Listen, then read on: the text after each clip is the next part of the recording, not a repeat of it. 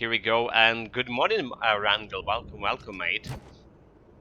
Glad to see you here, and so early as well. Legendary difficulty level 75 already, by the way.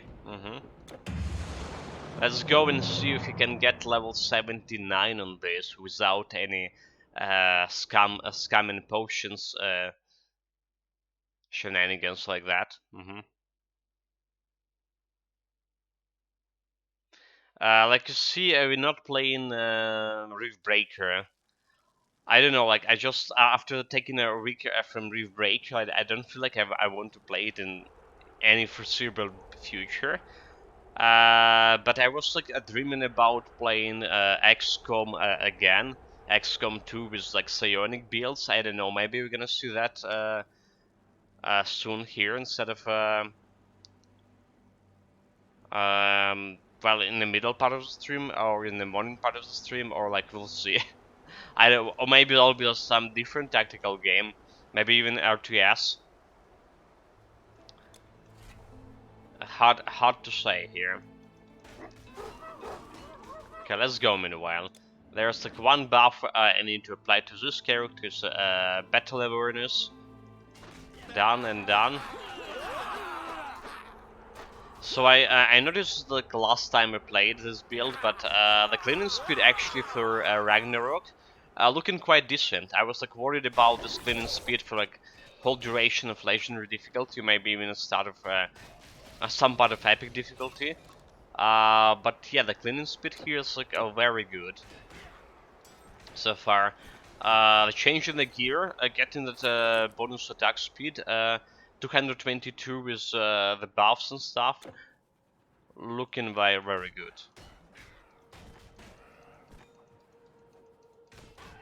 Off to work again today, Rangasal. It could be last day there for today. Nice. Have fun at work, Randall. If you can, of course. Yeah, unfortunately there's like a lot of harvesting things for me to do left.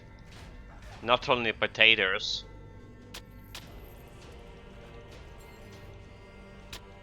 So like I say, potentially we'll be missing for like 3 days again.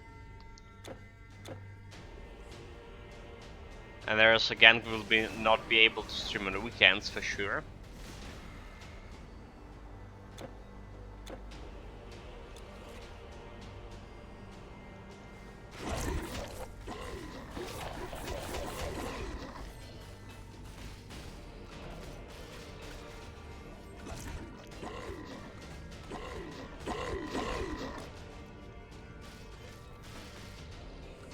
Okay, let's see what we have here inside the chest. We did get like a monster frequent from a previous barrow.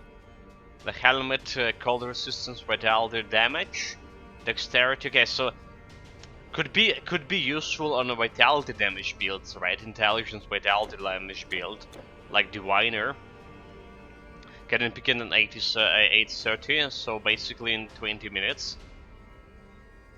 Wait, 8:30, hour and 20 minutes. Right. Not enough energy. Yeah, we have like two hours difference here.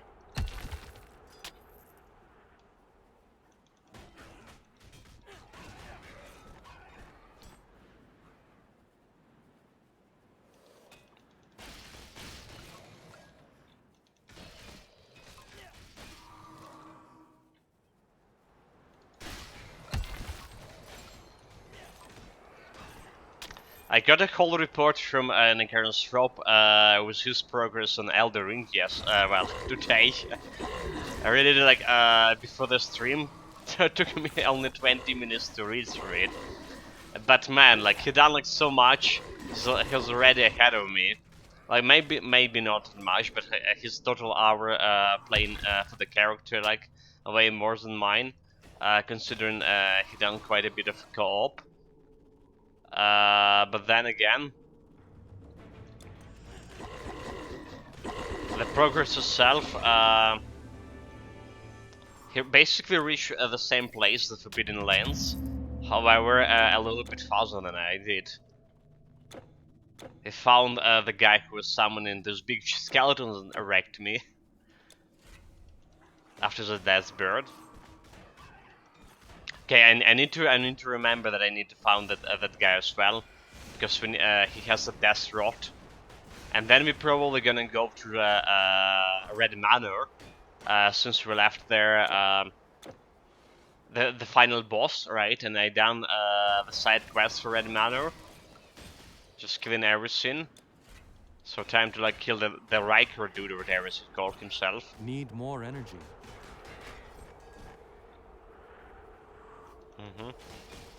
3 day passed, like those 3 days felt for me like it was a whole week, if not more, honestly.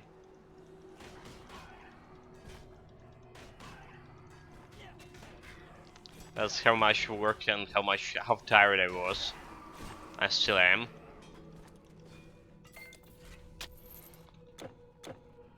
But yeah, back to streaming.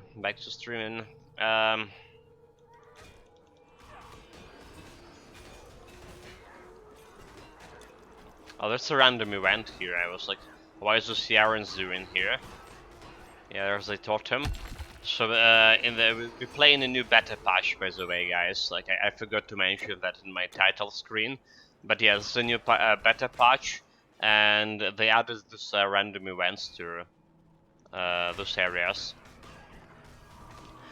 So yeah, like during my stay in the village this week, you know, like our house is like situated on the basically on the edge of the village, and a lot of people like stopping by that go in like a father to some a father village or stuff, like a lot of stopping like by to asking directions, to getting some water, maybe like some supplies sometimes. And this week I actually met I had a long talk with a family from Kherson. That's like occupied territory right now, and they just like barely escaped there recently. So they was looking around some village to stay. They actually have some relatives in a village, like a few villages from mine. So they were asking directions and stuff, like and stopped by for a meal. So they told a story, dude. Like that's like basically the stuff like I heard in the news, but like when you hear it from a real person who relieve all of that, it's like so awful. So basically, their home was stolen from them. The father, right, the family had was saying like the Russians came to them at some point. They had the children, so they were saying about like getting the children from them because there's like the studying session, right, starting soon, the studying season in the schools, and they wanted to teach children basically so the children were studying Russian language and the Russian um, study course, basically, right? Which is like heavily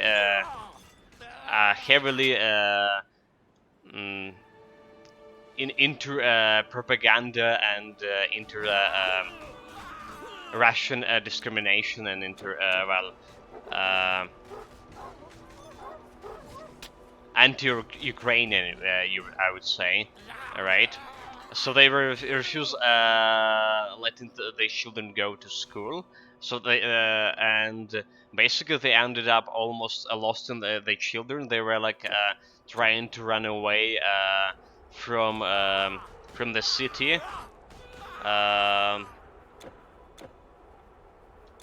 After that happened, and so Russian came and took the home away from them. Basically, there's like some different family from Russia living there now, and it's the guy who was saying who was telling the story. He was saying there's very common that the families of Russian military, Russian soldiers just coming from Russia. Like imagine coming from Russia and took in a place like there's a lot of apartment buildings were left, like people were running away, so they came into those apartment buildings, to those houses. They started living there, like you know, stealing all the people's items and stuff, and basically saying this they home they homes now. This family is like helping the occupants to like to find pro-Ukrainian people. You know, they basically walking around the city like they own it. All right. A lot of civilian getting arrested. A lot of them, like their family never saw again. They don't know what happened to them. If they dead or they tortured or like where they are at all. So there's like a lot of things, a lot darker things happening right now in occupied Kherson. But like imagine like the normal family just like getting to the someone else's house, right? You know, like evicting them or there's a lot of cases where the families, like the normal Ukrainian families, were evicting in the case to just the Russian. You'll never take me alive, you robotic son bitch! Russian can get the better living conditions for themselves, kind of things. Yeah, welcome, welcome, Arcadius. Glad to see you here. So yeah, imagine like normal people doing this. Like, you came to the country.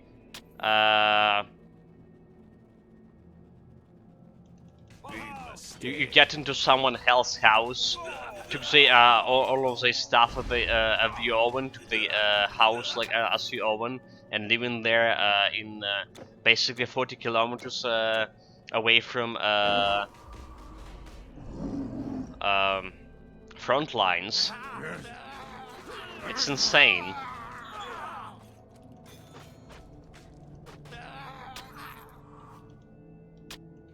It's like it's showing like all those like different culture that Russians have compared to other like normal people, let's say. When they're stealing and killing and taking pleasure in someone's grief, it's a normal thing for the society.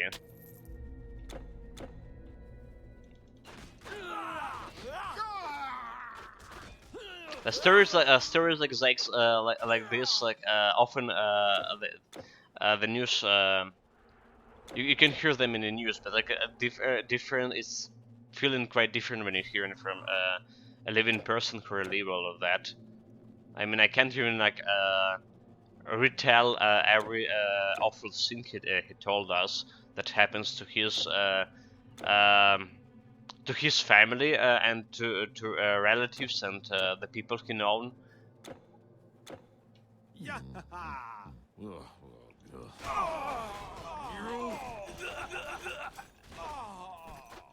It's like, you know, back into Middle Earth, Middle Ages. I mean.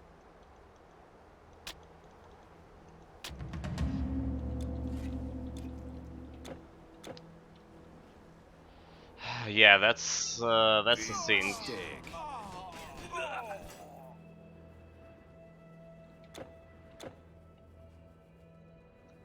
Alright, meanwhile we cleared that previous area without me even noticing.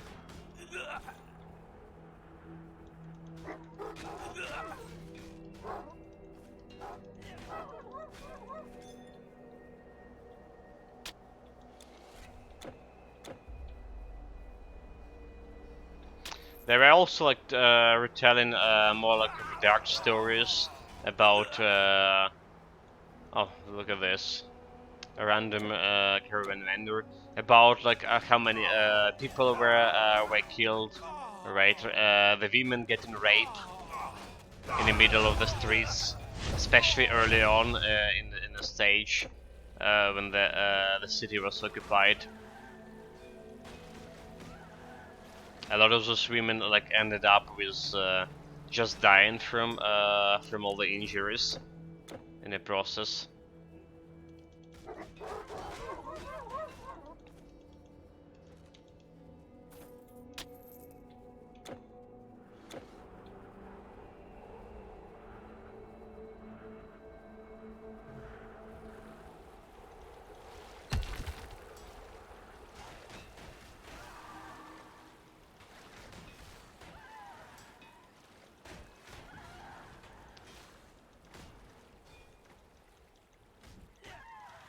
Okay, the water spirits. Those girls need to be chased a little bit.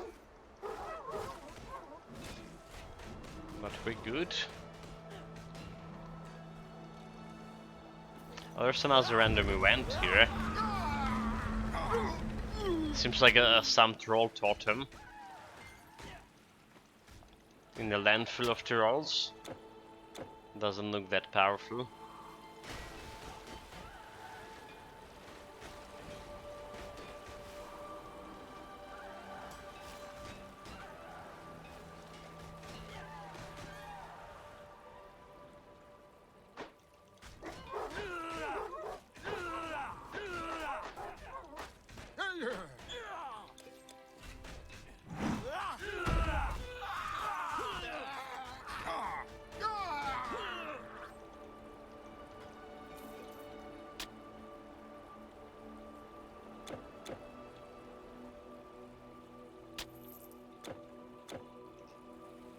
Yeah, like so that family that stayed. They say that they spend like about 10 days, 9 or 10 days to leave the city basically to get like past 40 kilometer, so the 40 kilometers of through the front lines and stuff. Russian were there were constant checkpoints, Russian checkpoints, and they are like spending on them for a few days, getting asked all the questions and stuff. So, but they actually got very lucky that they could like get out with the children. Apparently, the Russian got a command soon after that they will not to let the people with the children out of the occupied territories. So the children need to go to Russian schools. By those Russian schools, what we have information about it, they're trying to do it like some close-up prisons for children, and the parents basically will not be able to get access to. No communication, like the phones and stuff allowed.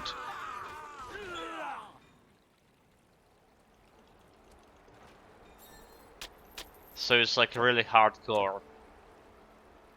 And the teachers, so yeah, the teachers, the Ukrainian teachers are not able to leave occupied territories at all.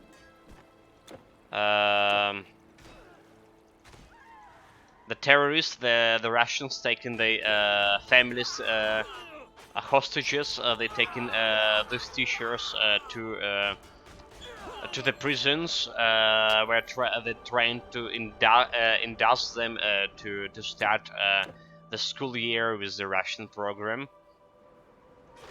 A lot of people trying to resist, of course.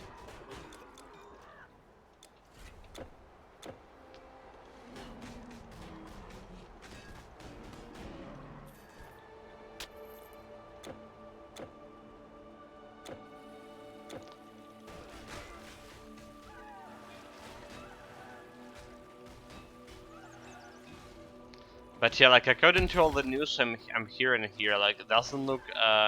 There was the months or 2 months ago there was talk about Ukrainian counteroffensive on southern areas, Doesn't look there will be any fast counter-offensive at least.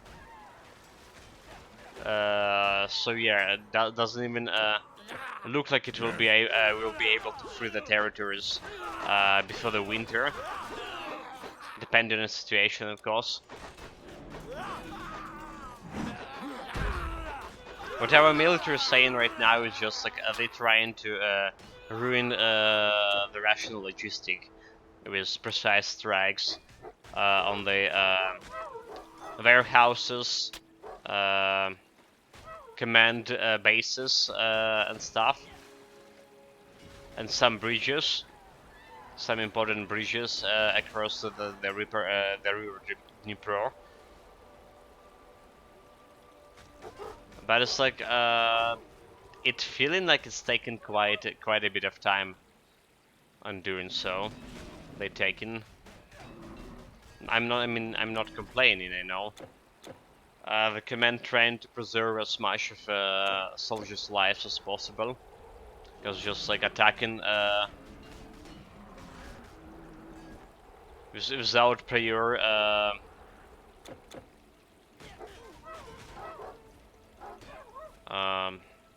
basically attacking into the enemy with a lot more artillery than we have right now. It's like suicide.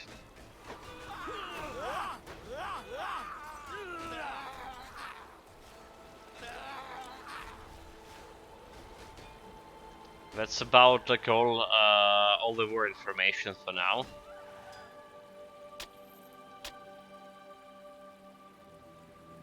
Sorry guys if I bored you with this. Yeah, back to Titan Quest. Back to Titan Quest. I mean, you know, like in a village, there was like nothing else to do that listening to the news, apart from hard work.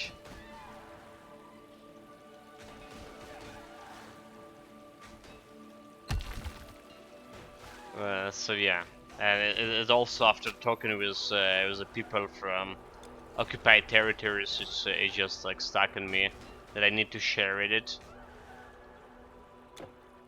Have hard.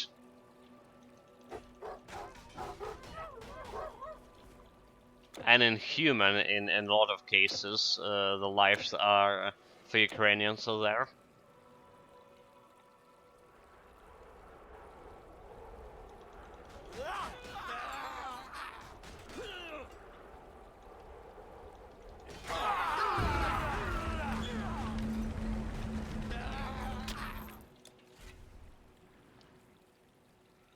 Alright, yeah, almost clear this area, like, the Golden Boar, that's our next boss. The Golden Boar with his damage inflection shield. I need to be very careful. Need to be very careful about that. Already died, supposedly to damage deflection. I actually was rewatching our deaths, like, a couple of, well, before I went to the village. However, like, last death on this build happened. I thought it was the damage deflection, but apparently I got like quite a lot of damage before the damage deflection happened. The lightning attack from two Dragonian mages dropped me down to like 30% of my health. Stuff like that. We had like 12% on the lightning resistance back there. In general, what do you think, a stronger caster or melee? You know, like, before the Nader Mastery, I would say the melee class will be, like, way more stronger. A lot more of, like, defensive ability for a lot of melee classes, right? You have shields for a lot of melee classes, which is, like, additional protection. So yeah, like, melee class, like, way more stronger in terms of defenses. In terms of damage taken, and way easier to get 0 death challenge. Maybe not so easy if you're talking about to count like a pet class. I'm not taking a pet class as a caster class, right? Pet class is pet build is like a separate build, right? But yeah, for the caster I mean like the one using spells, right? No pets, but dealing significant amount of damage. But you know, like, since playing the Channeler, Nathan Mastery, yeah, also the pet consider melee. I don't know. For me, it's like a separate class because you know, like in melee class you have and caster class, you have a ranger class, which is caster considered to be as well. You have the chance for damage reflection. The pet builds don't care about damage reflection at all. Right, and the damage reflection, it was a downfall for a lot of my builds, melee or range builds as well. But yeah, I would say because we have a shield, because we have more armor, basically caster have less armor in total, right? Because like I mean, this has given me a 640 armor, right? Caster armor will have on level 60 about maybe 340, 400 or something like that. So we're already having less armor protection. You don't have a shield. And yeah, your defensive ability on a lot of mages like way less than on melee builds. However, like I say, our Channeler build, Naden Mastery plus Storm Mastery, was really good defensive wise as well. I think that Naden Mastery gave you like this push to create a really strong defensive-wise caster builds with Aura of Tranquility. That's her constant 33% damage absorption, right? And there's a lot of like dodge and chance to avoid projectile stuff, right?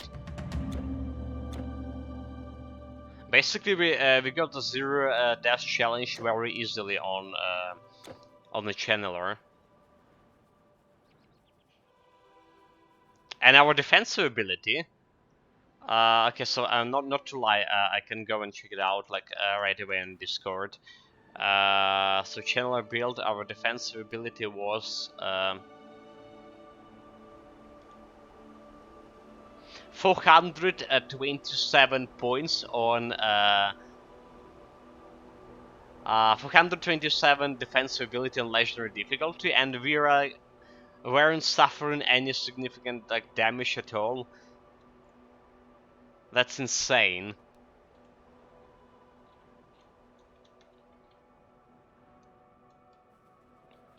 Yeah.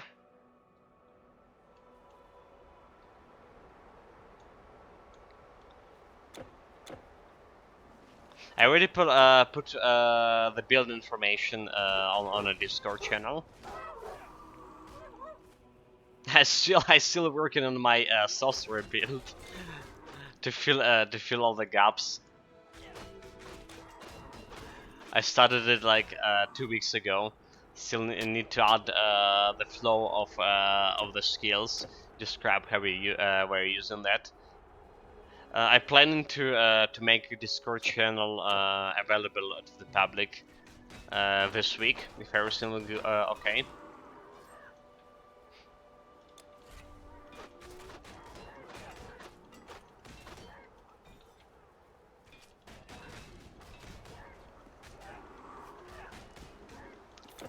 Okay guys, here we go. The Golden Lure. The Golden Lure. Don't attack into his damage reflection shield, right?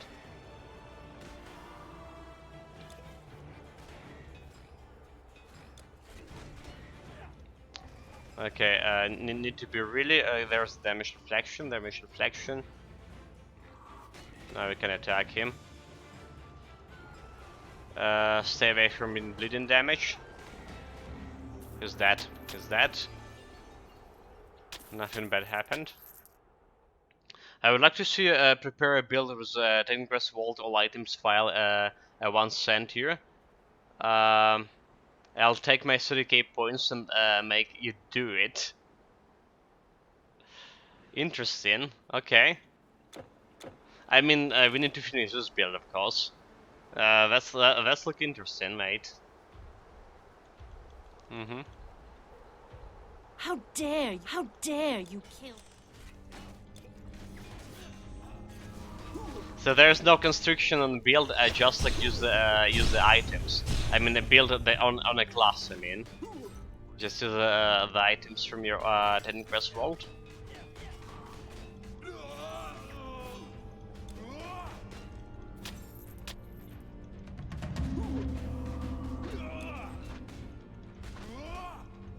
Sounds like a challenge.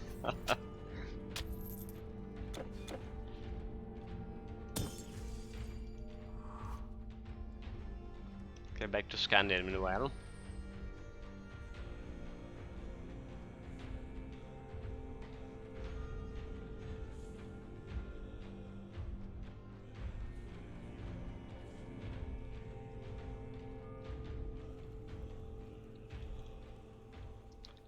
The first question here, do we get a legendary item from this quest? For years I have been working. We don't. And also yellow.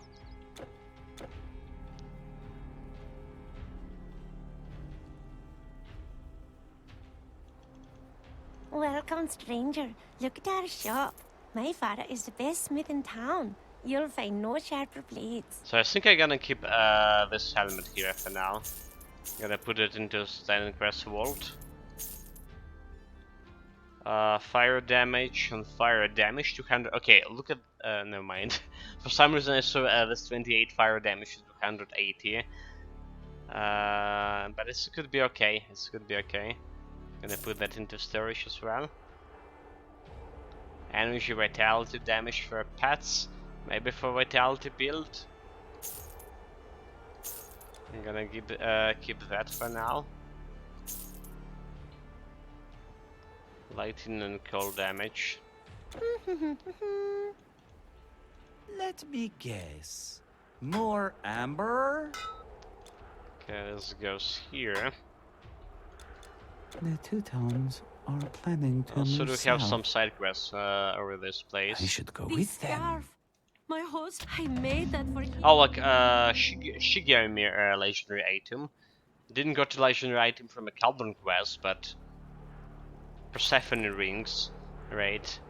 It's not a bad one, but not a good one either.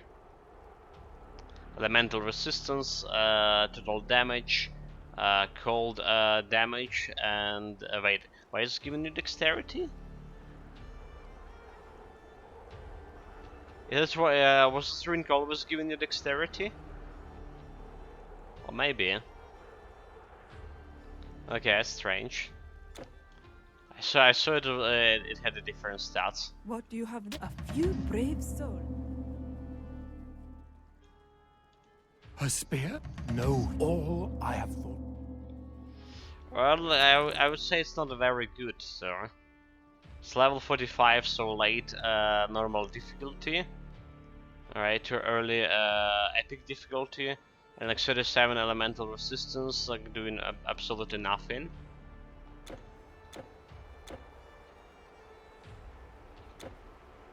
So not that great. Okay, so now guys, we're leaving that Gizzle quest for later. First we're going for Darklands. As always. Good morning, Memento Mori. Welcome, welcome. Have you got... Yes, yes, the boat is ready. But, in case you do find some of that liquor, I'd still be interested.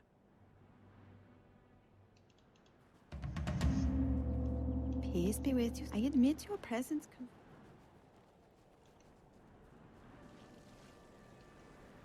New max damage 34k on your Conqueror, nice. So that's looking good.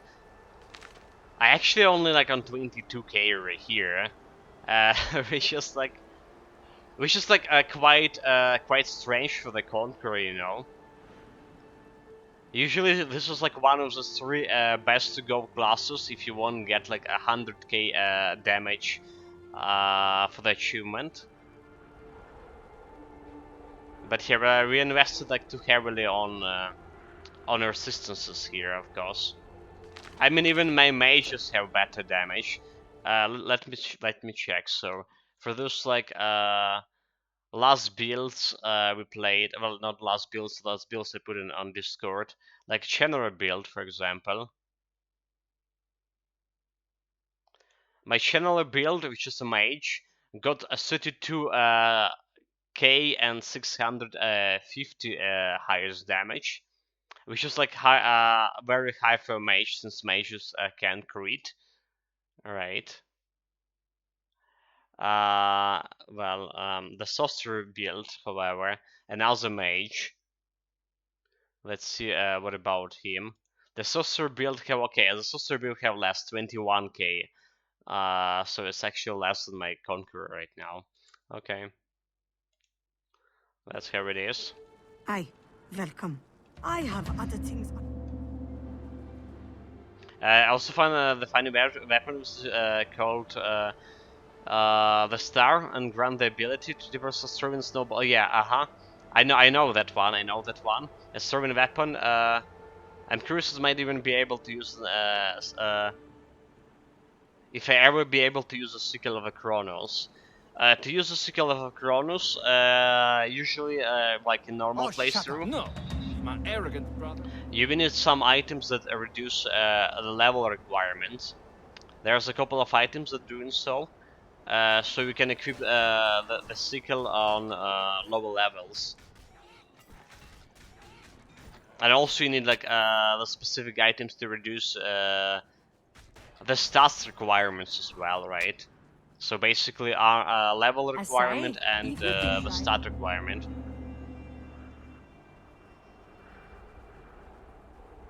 Because like it's a pain in terms of maybe like in the future I'm gonna get used to. I'm gonna get the build working, or the scythe working for my build as well. But yeah, you need a very specific items, if I understand correctly. The captain's signet, the cowboy's gear, and the polymath artifact. Yeah, the cowboy's gear quite good, right? It's a helmet and the boots, and a total I believe a total requirements reduction with them is like 50%, right? Yeah, 15 each, and the set bonus also giving you, I believe, also 20%. Let me check. I actually have it here. No, that's not it. That's not it. Okay, so set giving you never mind. Set's giving you a 20% armor protection, elemental resistance, and a strength, 20 strength, 220 defense ability. So it's not giving you a reduction to all requirements. Basically, only 30 from this. No, it's not giving me you yet. You know what? Memento Mori. Give me a second here. 1 second, please.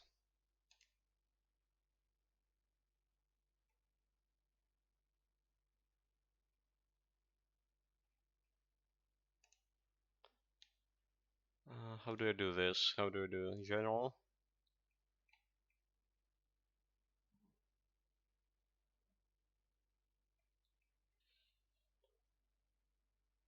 Oh my god.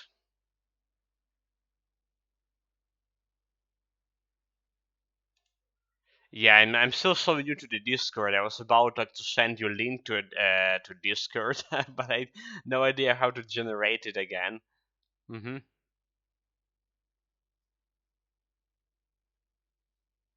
Yeah, now I never got like a level 80 at all. My highest level character was level 79. That's the thing. You know, that's the thing. Can invite people.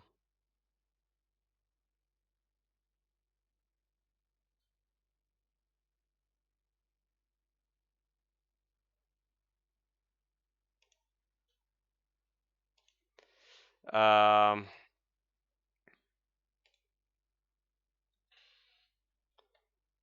okay, Memento Mori, I did send your invite to the Discord channel. So there's a couple of builds there so far. You can check like at least the stats of it if you're interested. Thank you for joining, by the way. I'm planning to make a Discord channel public soon. This week, if everything will be fine, but there's still some work to do on my last build I put there on the sorcerer. And well, I'm quite a noob when it's coming to Discord. Haven't used the app Who's or there? You have Lupa. Take care of the Discord itself that much.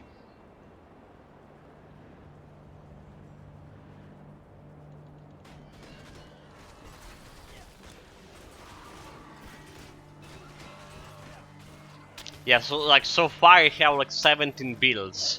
They all were on my YouTube channel in the past, but like since the war started, I did lost my YouTube channel. Lost access to it. Lost the channel completely, basically.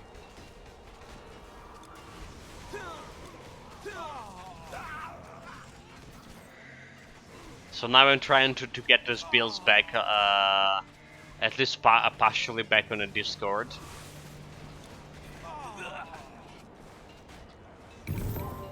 Oh, there's a legendary item, but it's a bow. Okay, that was a trap. I only use it for World of Warships and game voice communication. Yeah, never played the game myself. The World of Tanks and the World of Warships. Never played those.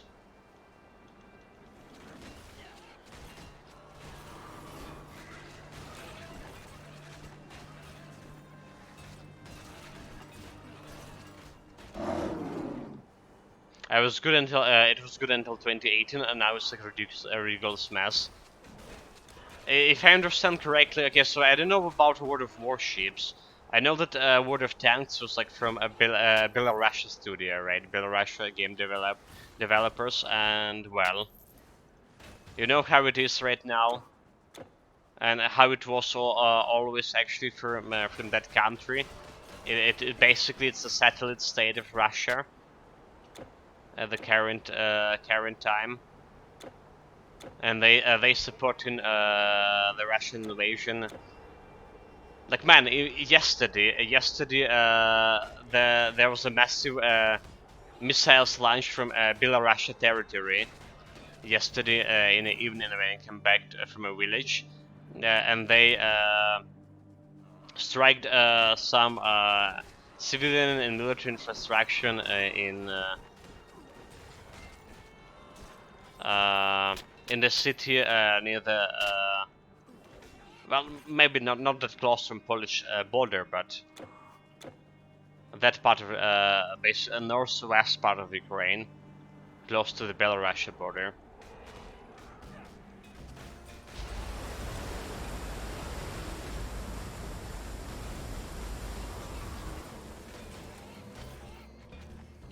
Despite like this is like despite the dictator, the so-called President Lukashenko, like congratulated Ukrainian with Independence Day, which was like a couple of days ago. I was saying how we like we always supporting Ukrainian and the peace between the two nations. That's like such a lul. Yeah, let's say I like never build Russian stuff has capabilities which defy the laws of the science. In an accepted issue, war gaming games, fictional OP vehicles that outperform real life things. Tell me about it. Tell me about it.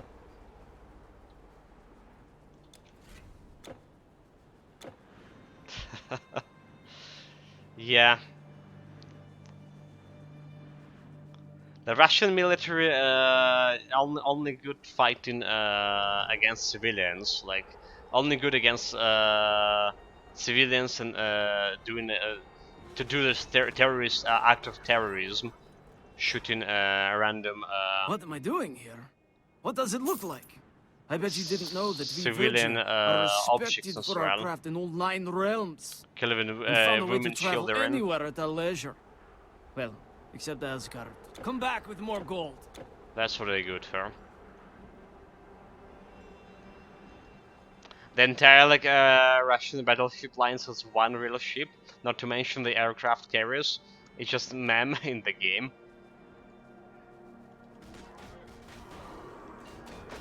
Well, yeah, that's like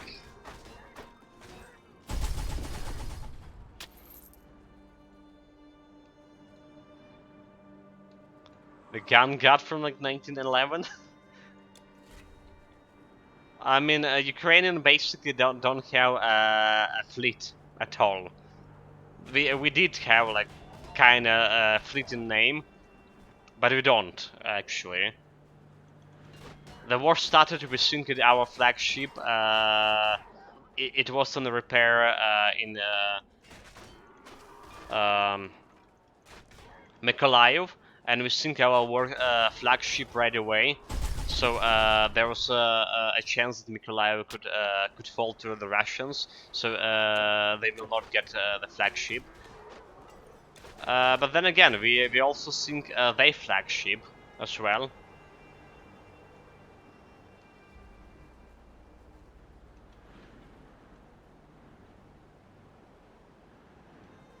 Could offer it as a replacement. Yeah, you still got a Slovak class cruiser. Could offer it as replacement for Moskva. Yeah, well, I mean,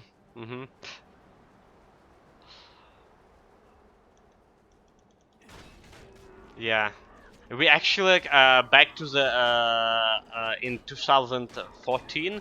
We had even a one submarine.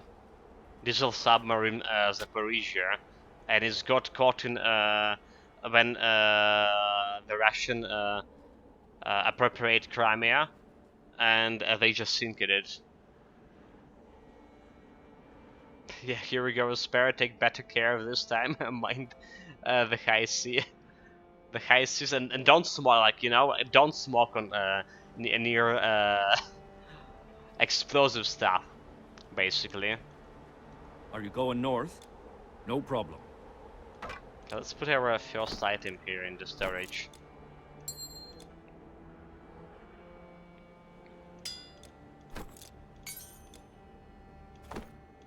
Let's go here, let's Until go next time. here. Do we Need have any anything taken over isolation the Alps? items here? Nope. Oh, there we have a ring, never mind. We have a ring. Goodbye.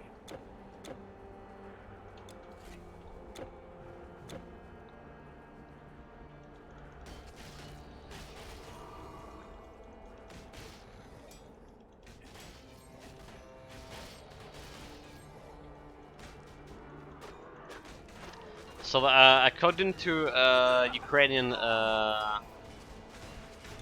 statistic, we already synced down 15 Russian ships and boats. You know, like not all of them are actually ships.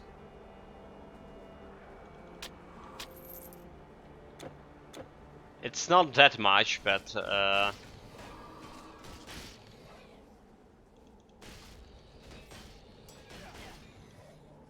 at least after we're taking our yeah. Okay, Memento Mori saying got to work, see you later. Yeah, take care, mate. Have fun to work. I mean, you're saying you're working at home, right? So maybe take care wasn't like a place to say, but yeah, have fun, have fun.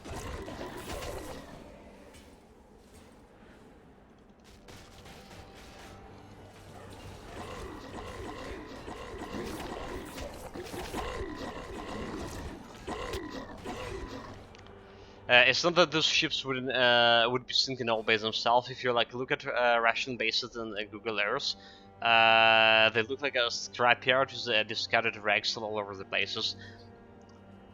it's highly likely that those ships can be a lot of them in very precarious conditions, but they still shooting rockets, shooting missiles. I mean, in our direction. And most of those missiles are hitting civilian targets, so that's the thing.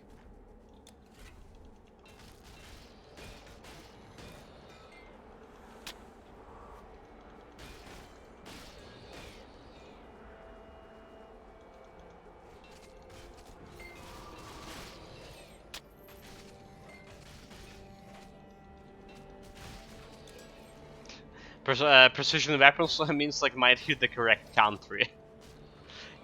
Yes. I mean, it's not funny because like a lot of people died, innocent people. But yes, so that's basically what was and the Minister of Defense. It's such a trolling. They like they call they keep saying how they precisely killing all of this our high command officers, you know, like sparing civilians and doing only precise strikes.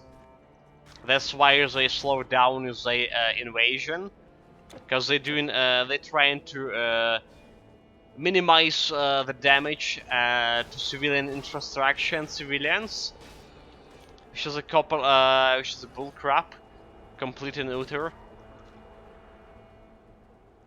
Since the only the civilians is only like stuff they shooting right now.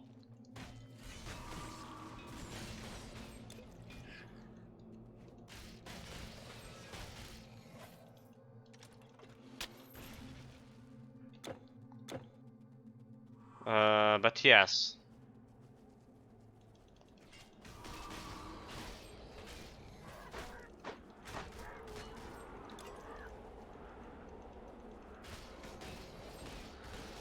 I'm really, I don't know like how our people from air defense like intercepted a lot. Since the war started, they actually intercepted a lot of enemy's missiles, and it's like so hard. We don't have like that much of means of air defense, but we're still doing it, despite everything.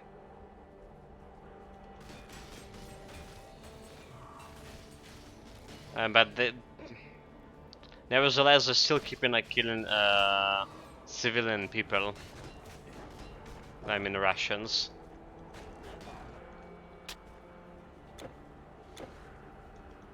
Oh, like yesterday they say that they killed all the pilots, all the professional pilots Ukrainian had. And we don't basically, according to Russians, we don't have any pilots left, and we don't have any aviation left. But then again, according to Russians, we didn't have it like after the third day of invasion. After the third day.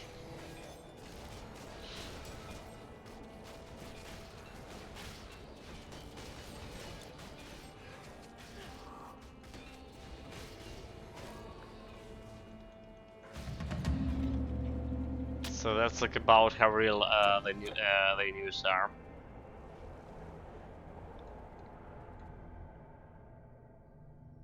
Yeah, in order to the news on the opposite, like you pretty much like get the truth. Absolutely, you get to the crux of the point here, right? Of the problem. Everything the Russians saying, it's not only about the news. It's like basically about everything. Like 85% of the stuff the Russians saying, like just inverted like 180 degree, and you will see the truth.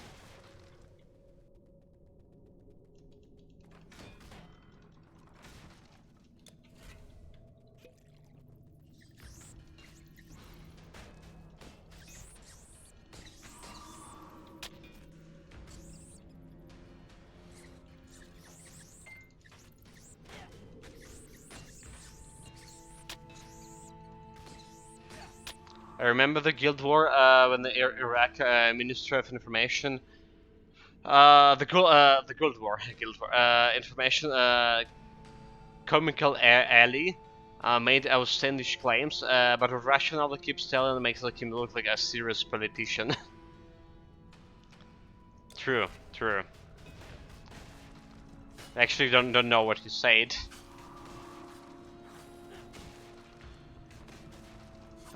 Because like back in the days, like we were listening to mostly to Russian news.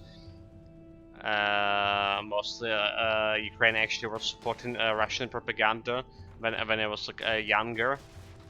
So you know, like all the war in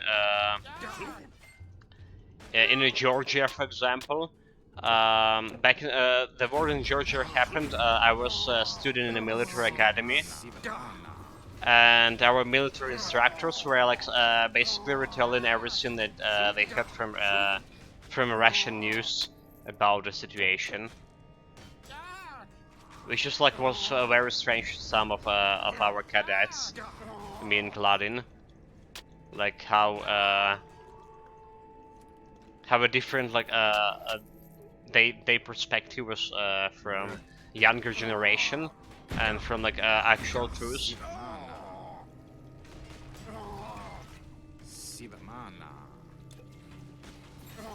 He was saying that Iraq was wiping the US from the face of the earth, while the ground US tanks were rolling into the capital.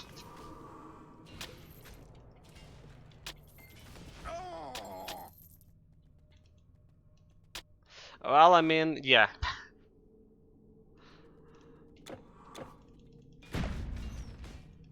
That's usually what those kind of countries and governments used to do. Mm-hmm.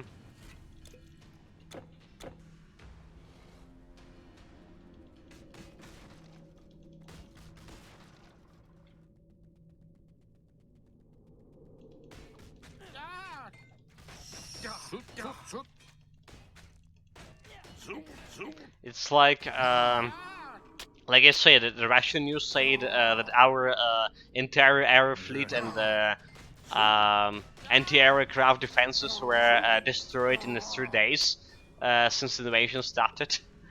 And then like we destroyed around, according to our headquarters, military headquarters, we destroyed already 234 Russian aircrafts, right? So basically, after a couple of weeks of the war started, they started avoiding our airspace completely. That was the certain death.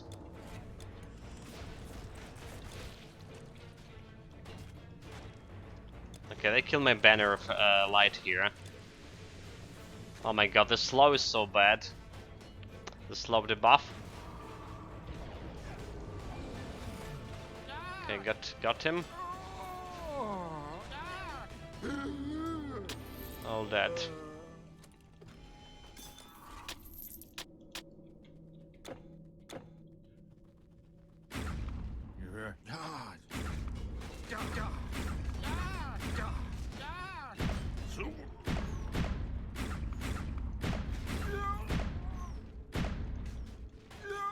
They need to present their weapons to be attractive to the world market. Popping tanks, turrets, and boomerangs, missiles don't really help. Yeah, I mean, I came back to from the village today. Well, yesterday. I mean, in the evening, and I saw the first thing I went to do like check the news on the internet, and I saw like some tweeters all over the place about Russian S-300 complex. It's an anti-aircraft complex, and that exploded in Syria.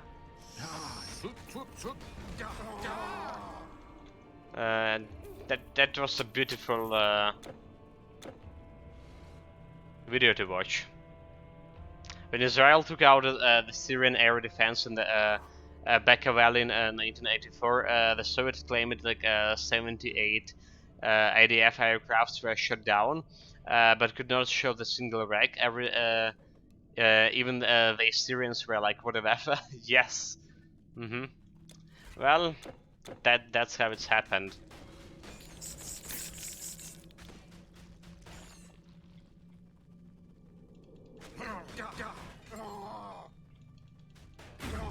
I mean, Ukrainian has like had before the war started around 50 planes, 15 airplanes. I mean, military usage.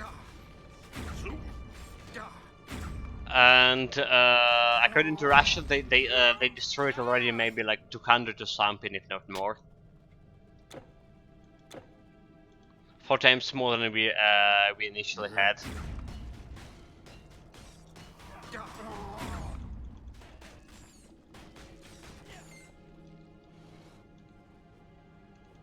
Yeah, if there was no tragedy, it would be great comedy. Slovakia is apparently willing to give you the mix. Yes, that will be a great help. Since like our engineers can actually put the US or NATO based missiles on those MiGs.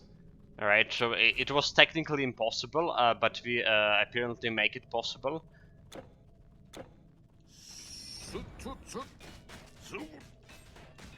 But it's like, it's still, you know, it's good, right? It's something that we need like at the beginning of the war, since there was a lot of massive attacks, and we did lost quite a bit of our according to headquarters, 20% or 25% of our air defense forces, I mean anti-air defense forces, have been destroyed in initial attack in the first like week of something. And then they pull it out. Yeah, we needed that clear sky. Back in the days when the Russia massively were aiming the missiles on our civilians basically. But that's a great help.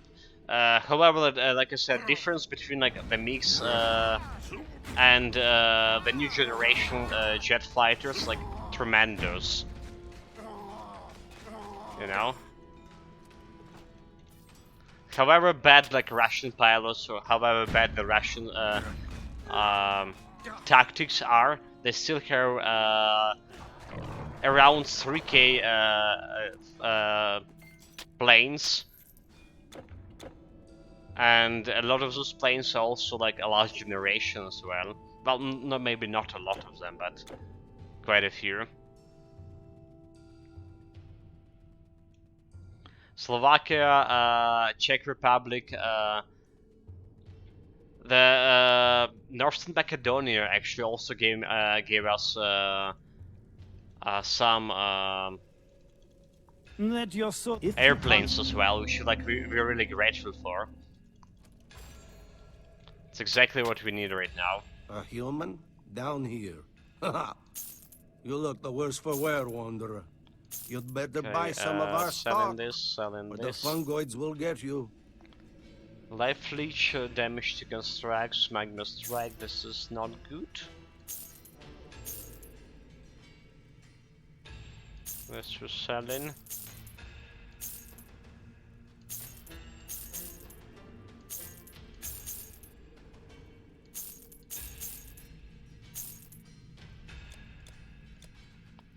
Alright, we're good here. You won't see me digging a hole. Buy something or get...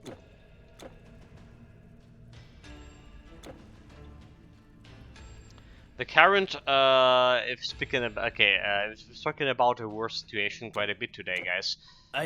So the current biggest worries we as the population and Ukrainians in general have is like what to do with nuclear terrorism.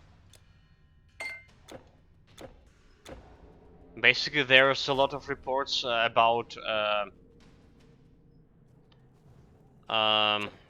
what Russian doing on nuclear power plants, on the Zaporizhzhia nuclear power plant, and all those reports are very concerning.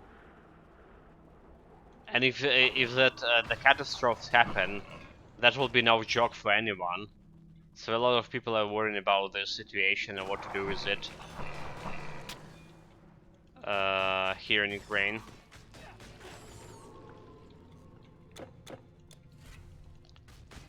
Because like everyone, every child know from a school how devastating radiation is. And it's not like something you can get rid of in hundreds of years.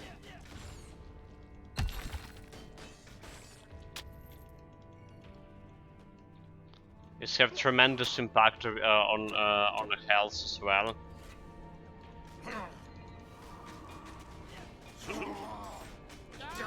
And yet the Russian soldiers dug trenches in Chernobyl because I guess they don't know what radiation is.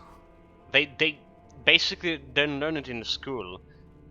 They never like heard about. They never saw people who were suffering from radiation. Then we hear every school I believe in Ukraine at the same point gonna get its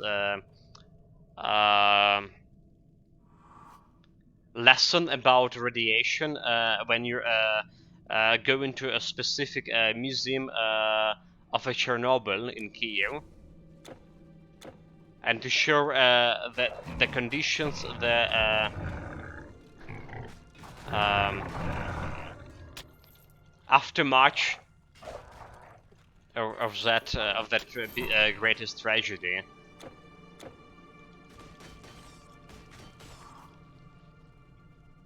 We learned to fear radiation and everything related to it, like from a school, basically.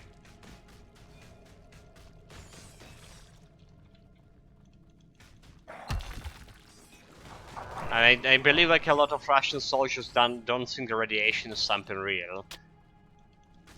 Get like anti-radiation, like a suit or something any good, or get some pill any good. That's not how it works. This is the stuff have everlasting effects on generations. They may swim in a lake. Karachi. I mean, they should. Mm-hmm. Why not? So yeah, about speaking about radiation, the recent reports. It's happened a week ago, but there was a report from the personnel of Zaporizhzhia nuclear power station that some Russians were hospitalized with symptoms related to radiation. So what really happened? What they done? Where they been to get the symptoms of radiation poisoning? That's a very big question. That's a very big question, and it's also a very big concern about the security of the station, because like we know that the special delegation from United Nations gonna visit the station soon. Should visit soon. Hopefully, it gonna put all the dots and gonna answer all the questions. What really happening there? Because yeah, security is what a lot of people here is very concerned about it.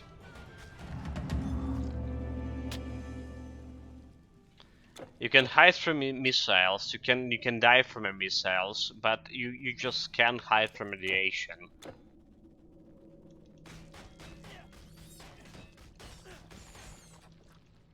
And you will not be able to know even when it hit here. Like radioactive dust can get inside your digestion system, for example, inside your organism.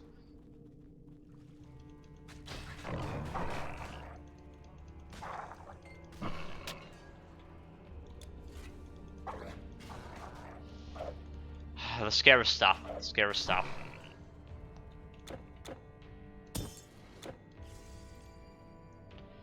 Okay, we're down here, back to the Darklands. Actually, we should go back to Scandia. Should go back to Scandia over here.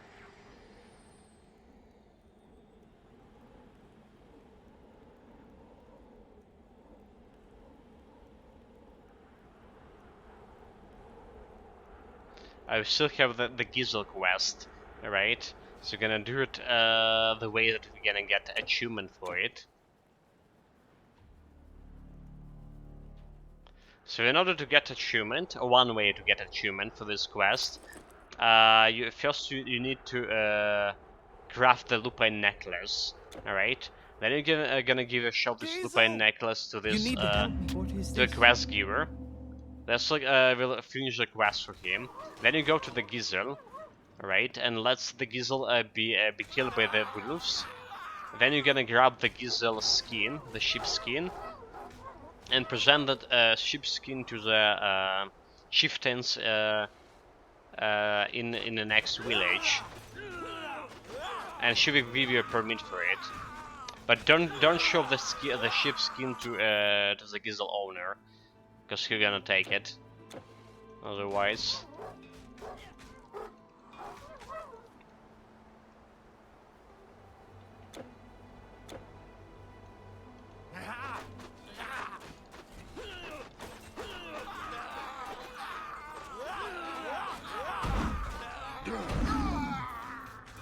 I was thinking that something wrong with my area, right? Because this is like quick recovery here.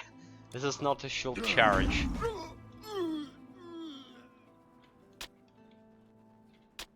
On my current keyboard have this kind of wheel thing, and if I touch it accidentally, it actually can change the skills on for some reason here. Alright, so that's what happened. Accidentally change the skills here.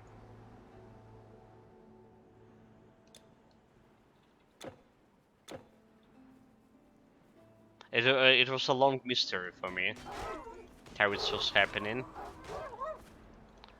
Okay, a wolf down here. So taking a Gizzle, talking with the Gizzle, and talking with her will respawn some wolves. So let the sheep die, get the sheep skin, and we're good.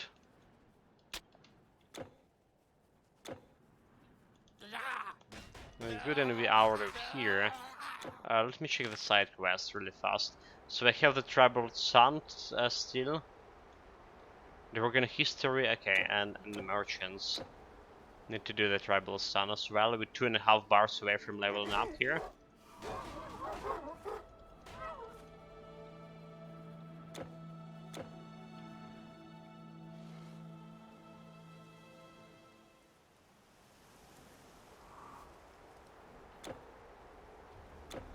It's the wrong way.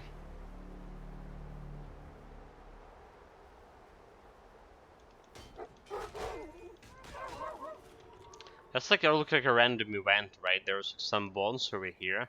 So this event happened after like I teleported, right? Because you already cleared this area before. There's quite a bit of random event we ran into today, I would say. Amazing door. 2 skill points. Ooh, all this wasn't exaggerating. Oddhild wrote a Thank you, my friend. Let's go and do that Tribal Sun quest before I forgot about it. Back to Galberg.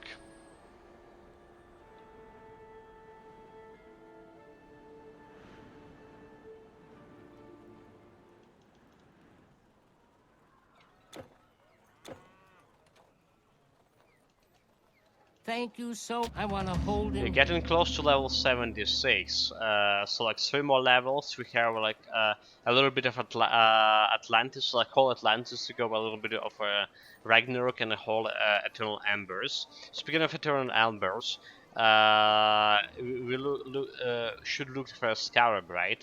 They added a new Scarab kind of thing, the treasure hunting quest, well, kind of quest, to new patch. And according to the patch note, the scarab will appear in Egyptian area of Eternal Embers and in Egypt itself, and it's dropping some unique charms, right? After work, Rangel saying will pop up every now and then while in the work. Yeah, take care, mate. Take care. Have fun. Ha! You should be in trespasser. I see you've had no need. I mean, it's very important to have fun while working, right? Buy something or get lost. See you later, Rangel.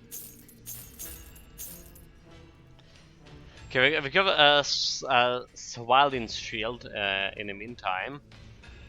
Piercing resistance have a lot of fire resistance. Bonus to all pets, sinister fire resistance. I don't believe I had this shield before. It's so specific, like fire resistance to pets bonus. A lot of energy and defensive ability. Well, maybe not that much of defensive ability. Okay, interesting. It doesn't look like that the shield itself is good. It has better base damage than my current shield, however, but stat-wise, it's not so great. It's also like highest level shield I saw so far. You won't see me digging a hole. I was doing something with those 2 skill points I acquired from a quest. So we were like putting them into a Colossus form last time I checked, right? And we already like maxed out adrenaline, we maxed out defensive reactions. So probably the good thing to put that still have some impact on a build is conclusive blow, right? More stun duration, and more stun if I hit him with a mace. So the general stun duration is good for my shield charge, right? So I can, if I get it to 100% of stun duration next level, I get like 2 seconds stance over here, which is like not 2 seconds on a very fast game speed, but it's still a significant increase. Okay, here we go, guys. The most important area, the damage deflection area. Need to be really careful about it. Do not get myself wrecked by damage deflection. In fact, you know like what we're gonna do? We're gonna put those gloves over here. Get the hit shield on. And that's gonna give me additional 15% physical resistance. So the thing that's gonna be damage deflected to me back is like physical damage. This could help.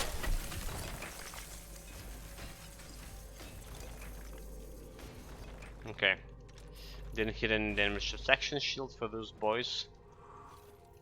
The additional physical resistance, very good, very good.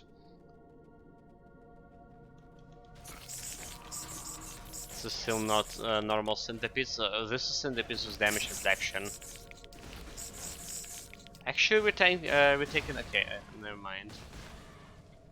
Unless we do an area against those guys, unless we hit in multiple targets, the damage reflection doesn't look doing that much to me right now. But I need like continuously renewing the hit shield, just in case.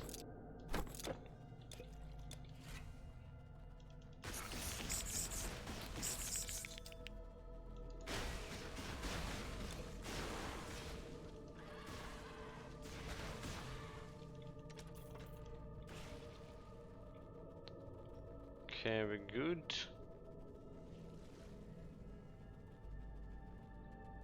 There goes the tree. All of those creatures have damage deflection. Also, I don't know if you noticed, guys, but like, look at our crits, right? A lot of them is just like, just barely reaching, scrapping a 2k. Well, okay, there's 3k over here. Never mind. There's a 2Ks against snakes. 2100, 1500. So basically what I meant to say that our crits are... The crit damage from my attacks are decreased quite a bit. Maybe we can face tank them with, without the hit shield. Let's try it.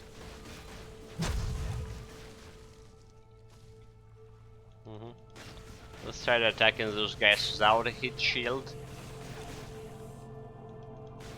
Seems like my 7700k, 7700k can hold it.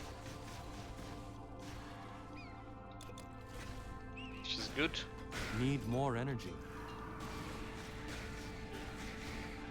Okay, we can't definitely can face tank them without or damage them without a hit shield. My health's not moving that much. That's great news.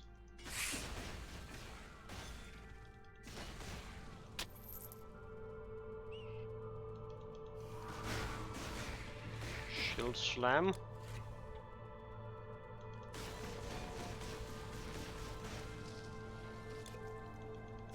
You're constantly getting disruption, right? So you see the disruption.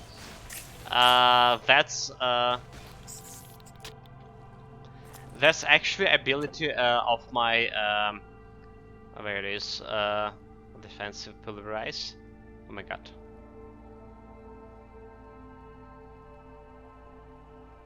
A slower attack speed, offensive. Okay, skill. Yeah, that's the pulverize. That's the pulverize skill. That's deflecting back to me with the damage reflection.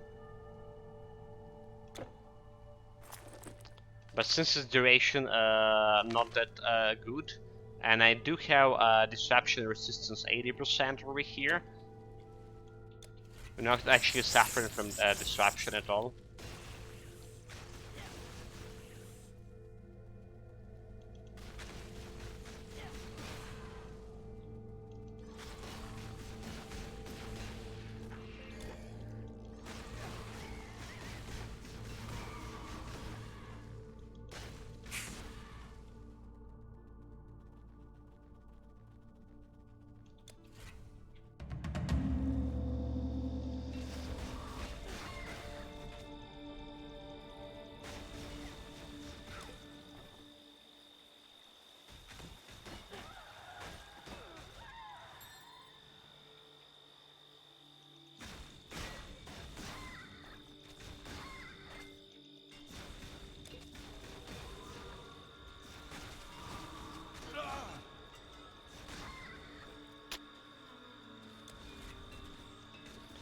Okay, these archers also have a damage reflection, by the way. Basically all magical creatures have damage reflection to some degree.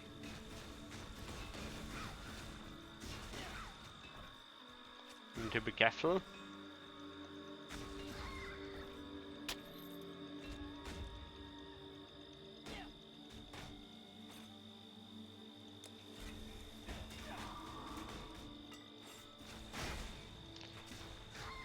But yeah, like this area will this is area where my cleaning speed will suffer quite a bit. Not only because the area the enemies like moving and making them harder to hit. It's also like a critical damage decreased. They have better defensive abilities and stuff. Shrine of Mastery not gonna help me that much, but I'll still take it.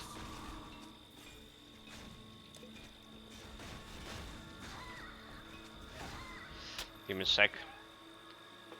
Need some water.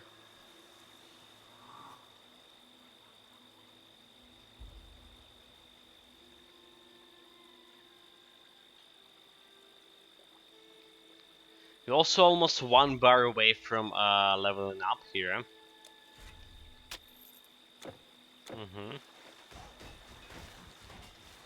Level 76.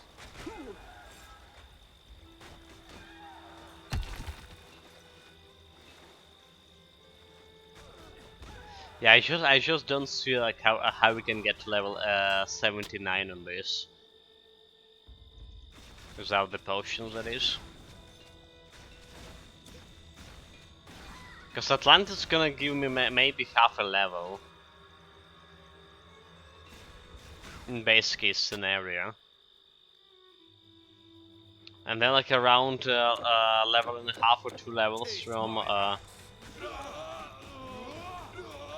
Okay, you know, like maybe if I try, maybe I'm gonna get to 79. Maybe we'll see. I'm gonna prove it possible. So in general, they decreased the amount of experience gained from legendary difficulty, right? Was it by 25%? 15%? 25, right? But I believe like due to our cursed shrines, we're getting more experience, I think. Like 1% more?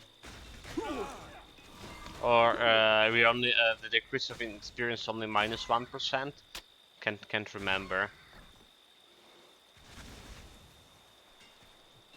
I will need to affix of shrines of the cursed shrine listed somewhere.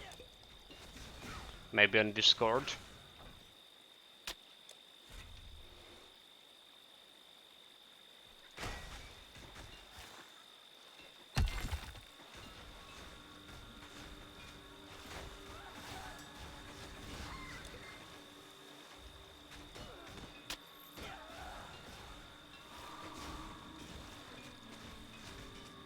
Oh my god, like, give to the water speeder, what are you doing? Like, staying in there, watching her gracefully running away? You fool.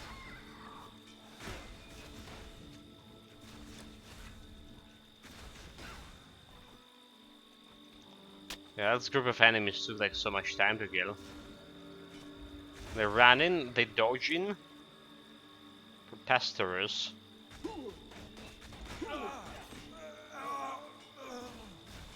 They call themselves the Bassel's Guardian Warriors. Cowards, all of them.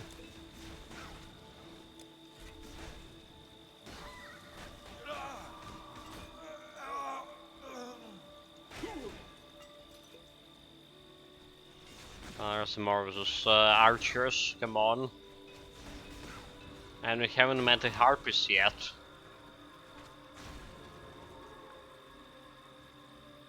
Okay, let's clear this area. So the real thing I want from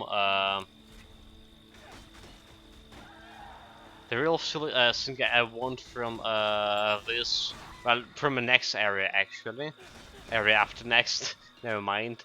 It's a black steel spear. That's what I want from whole Ragnarok. Because like potentially we're gonna play, I'm gonna try to finish my pilgrim build next. And that spear will be really good on him. If you're gonna get like some life leech, and maybe like some additional piercing damage, that'll be great.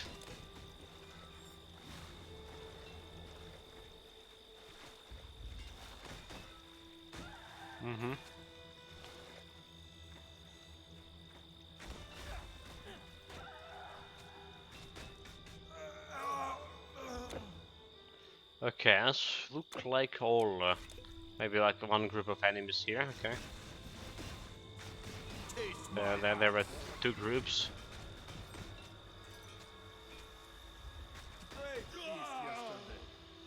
Yeah, that's my axe, like the guy with the bow.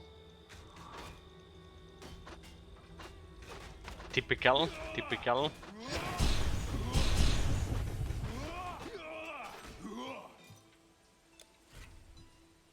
You again here? Yeah, I'm again here. Let's put a banner of light here to kill those statues really fast.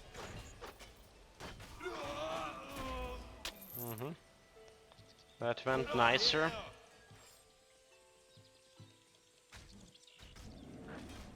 And here's those harpies. I also like buzzard some opponents. There's all that summoning and stuff.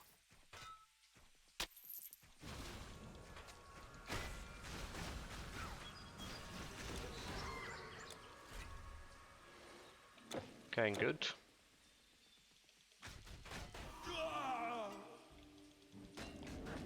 Small harpies here, kill the harpy. Not enough energy. Oh, there's a Fate Sword. I mean, I'm interested in some good Fate Swords as well. So, this one we got what? The multiplayer, what?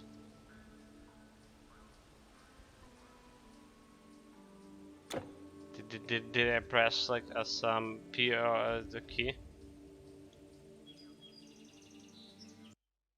But why there was something about multiplayer? I wonder. So we got the fire damage and the physical. That's not a good. That's not a good sword at all. So they're gonna put it into my storage. I mean, we can use this sword with Rune Mastery, right? So it's already have fire damage, and with Rune Mastery I can get convert its base damage to elemental damage if I want to play some really elemental damage build again.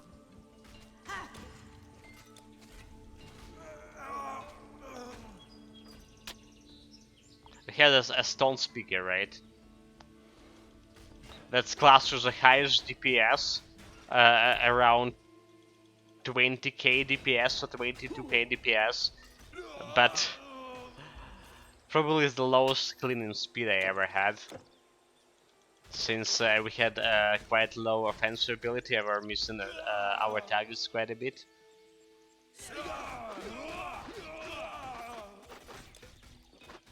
I actually like thinking back on that class on the Stone Speaker. The problem was only raised when we got to legendary difficulty of Hades Act and after the Hades Act. Alright, so basically whole Atlantis. Our cleaning speed drastically decreased despite having 22k DPS. But like thinking back, so my solution was to use the Flame Surge ability in order to decrease enemy defensive ability.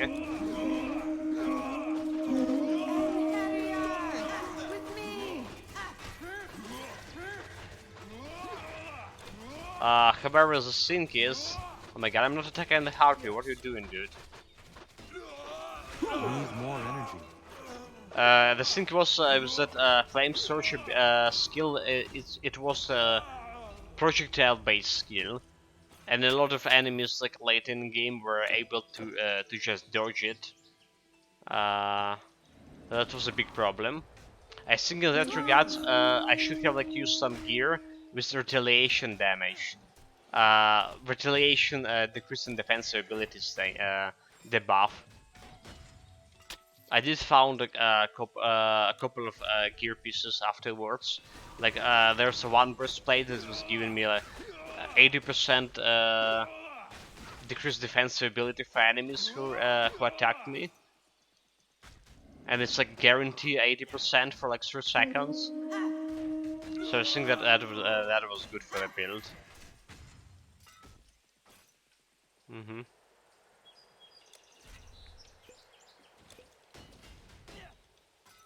It is quite Well, nonetheless, we finish, if I remember, we finished our Stone Speaker with 0 deaths as well. So it was okay defensive-wise. Satisfying, at least. indeed. Too bad that our Conqueror died already 3 times. I'm feeling such a fool.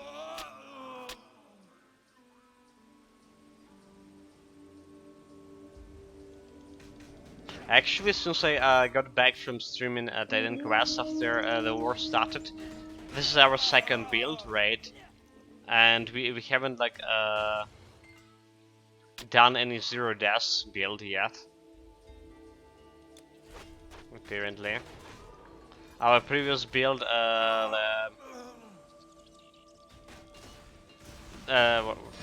what is the class name?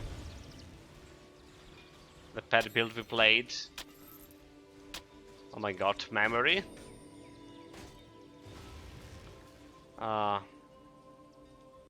Elementalist. Okay, I remember. So yeah, our previous Elementalist pet build, we died like 9 times on it.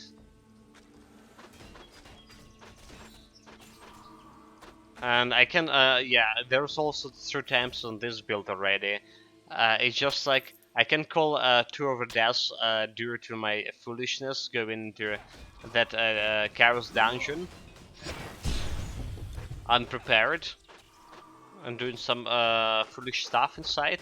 But the 3rd death was like deserved.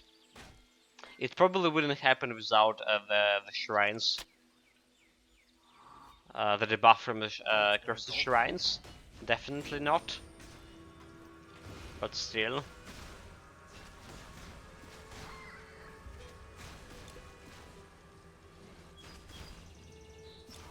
Like, kill the girl. What are you doing? Kill the girl. Don't discriminate. Let me get closer.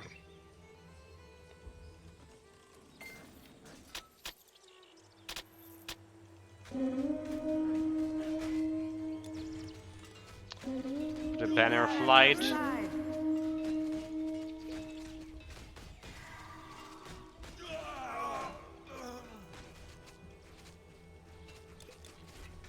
The banner of light didn't do nothing. Like the archers like trying to kill my banner right away. That's so cheap from them. Jesus Christ, this cleaning speed is like unsatisfactory. Unacceptable.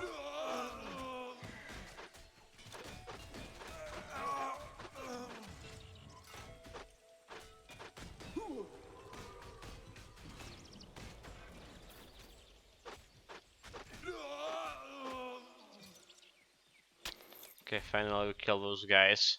Half a bar away from leveling up. Stop ravens will have you.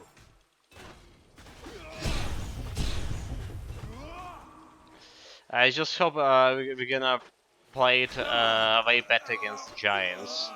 I just hope it will be like way faster. Okay, maybe not sure about the first giants. I feel like fire giants gonna die like way faster. They always were the squishiest one.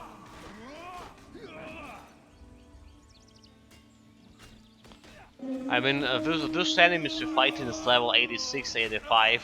It's like 10, 11 levels above me. That's why we're recruiting for quite less. Took me so many times to hit them. The one thing I need to mention, the same stuff I was talking about in our previous run and run before the previous one, is that did you notice how many times we need to hit the targets in order to kill it? The same target.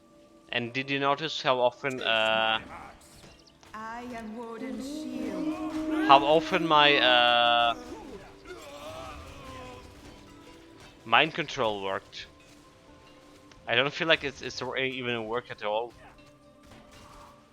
for like last half an hour or so. Which is again not complaining. I'm okay without mind control.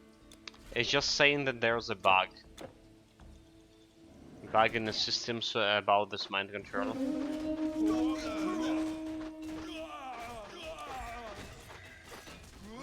To arms!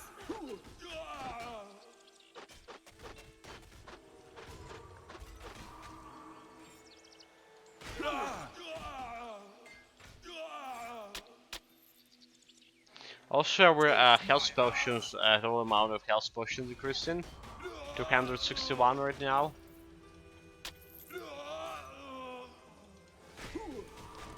And we started with 300 something today.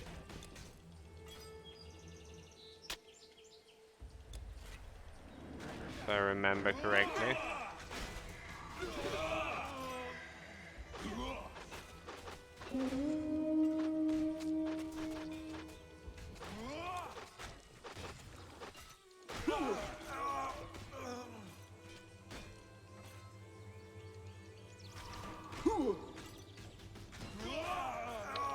Okay, all enemies down here.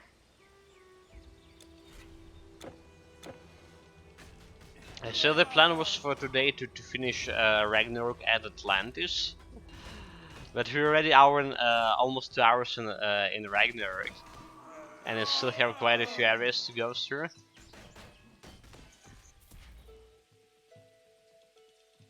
Maybe we're just gonna play for 5 hours Titan Quest today.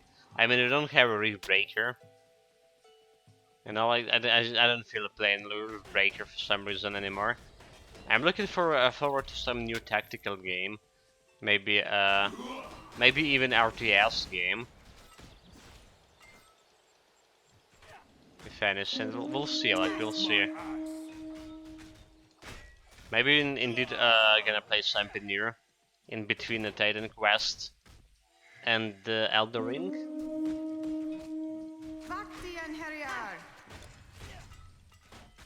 Since like health-wise, I'm feeling like quite better. Right, my stomach cold, or was it actually a real stomach cold? It's not bothering me anymore. More or less. More or less. Feeling quite exhausted today due to like hard work, hard physical labor for the past 3 days. That's a thing. But yeah, we're all good.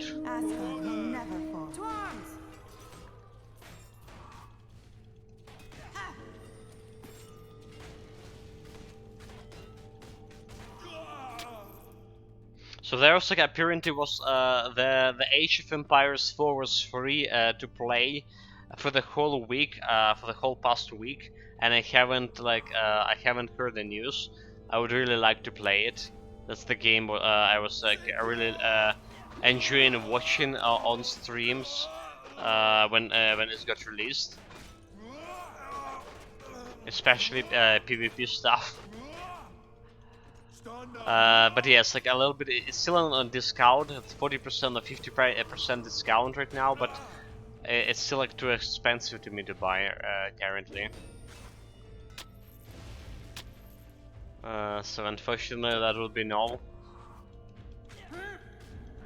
But there's like another RTS, also still on discount. I never played it. It's called the Home World.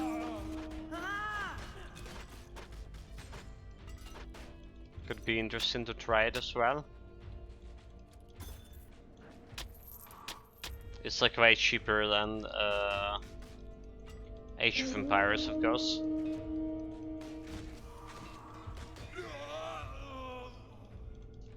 Oh my god, kill the harpy, what are you doing? Kill it, kill it. With me.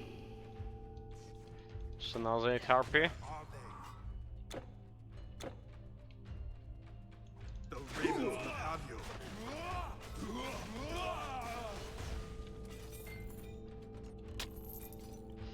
I'll take your potions, thank you very much. There's 2 guys to kill over here.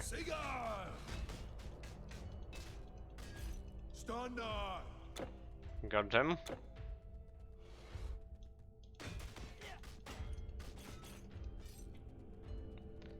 Have anyone left here? And do?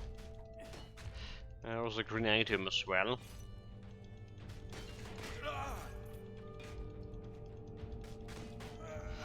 Apparently more useless monster and frequency from those guys. I need a Fate Sword. So the only thing I need from those guys are Fate Swords. And some good one.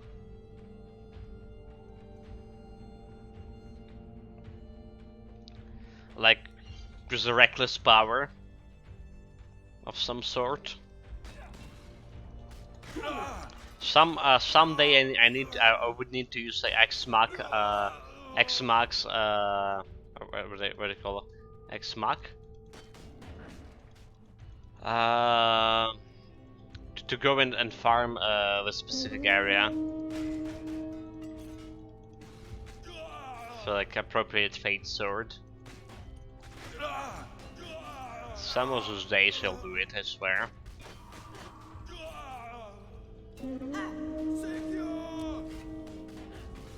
Need more energy.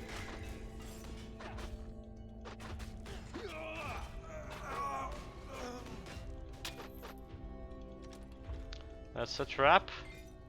The ravens would have you. The good thing we're close into the boss fight here.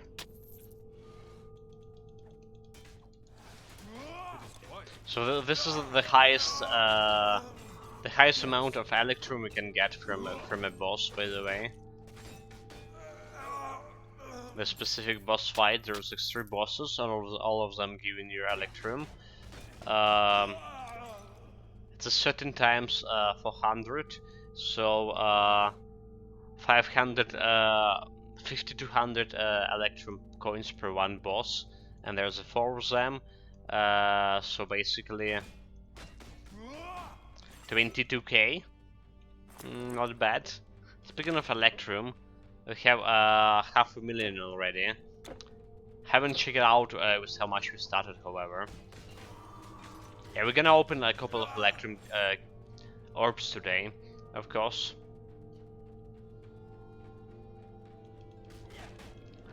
I'm gonna get myself more items from Eternal Ambrose DLC.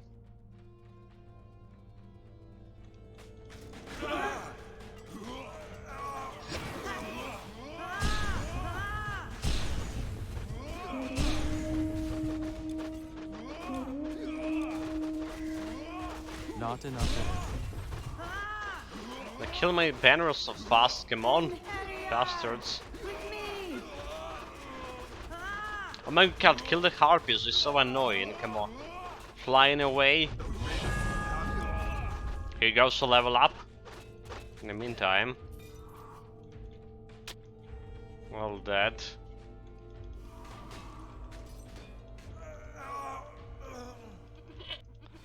Talk with the Mr. God, Mrs. God, whatever. And got a legendary. Mjolnir! Okay, Mjolnir is a good legendary. Alright, I have a couple of builds with this. They didn't nerf the Mjolnir currently. Now it's like...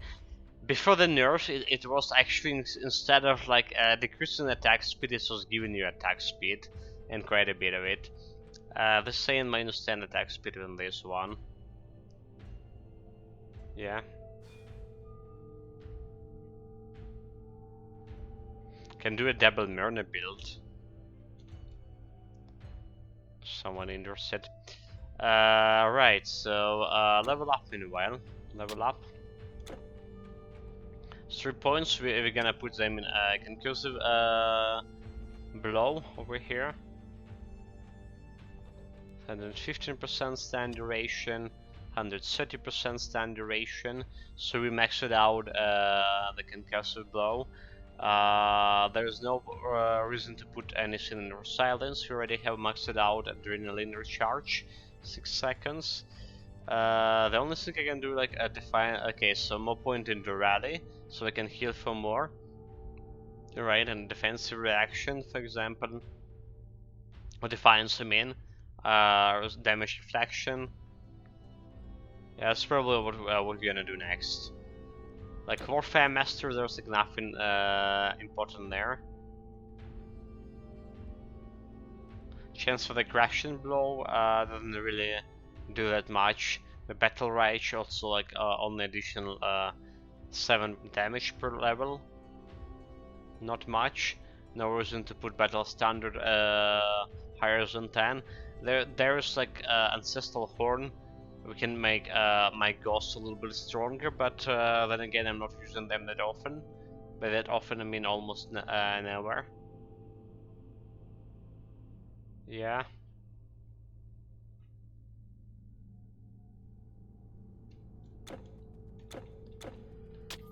Basically all is worthless. Want to invest more into the defensive ability. The build was already more or less completed on the level 66, 67. So like all of the skills I'm picking right now is like extra.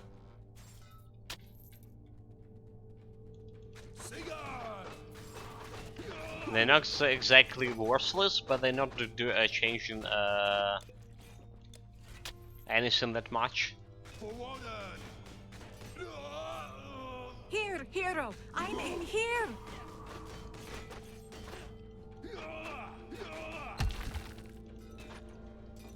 Okay. You really we can talk Here we later. go, boss fight. Meanwhile, let's the gold go first. Let's not a gold, it's cross-dressed Loki, as we know. Let's just go in and take an aggro.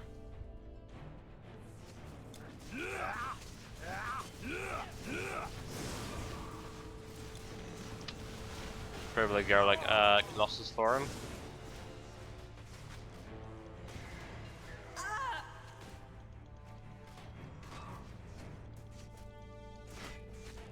Is it 22k? What? It can't. 2k Electrum. I'll take it. Oh, I'd hoped you would give my regards to hell. Give my regards to hell. Give my regards to hell. Haven't heard Loki laugh so much. Well, You fool! You. and you fool as well. Haven't been fool that often these days. I mean, this past 3 days I was 3 minutes, not 3 minutes at least.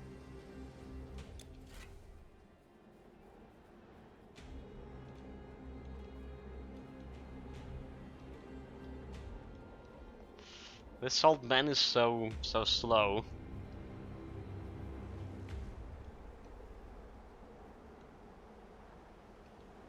No need to explain. Stand back. Stand back. And be destroyed. But then there was sabotage.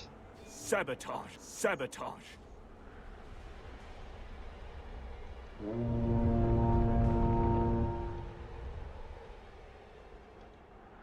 Oh, that go now! Okay, so let's see how Time is how against us. how we're gonna fare against the giants.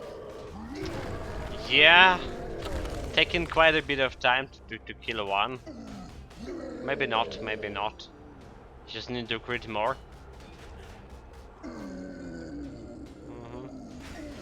Maybe good actually as well. Just needed to spin my own slot, right? The first giant it took so long because we were spinning on slot. So it doesn't look there will be a problem.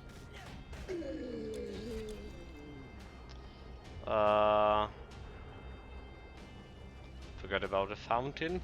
So let's like one giant try to hit me, miss. 700. Okay, that slam deals some damage because vitality based.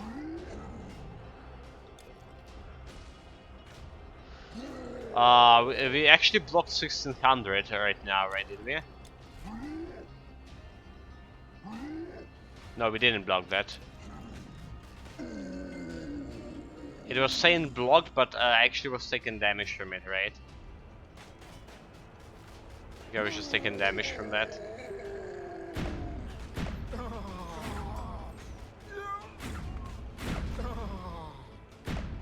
It's just kind of strange, right? Why it's like was saying I was blocking.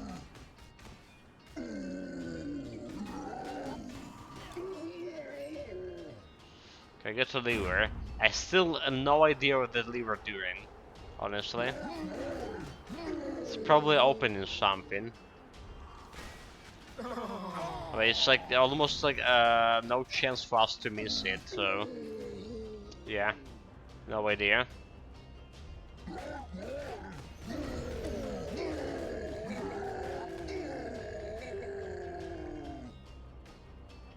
Mm-hmm.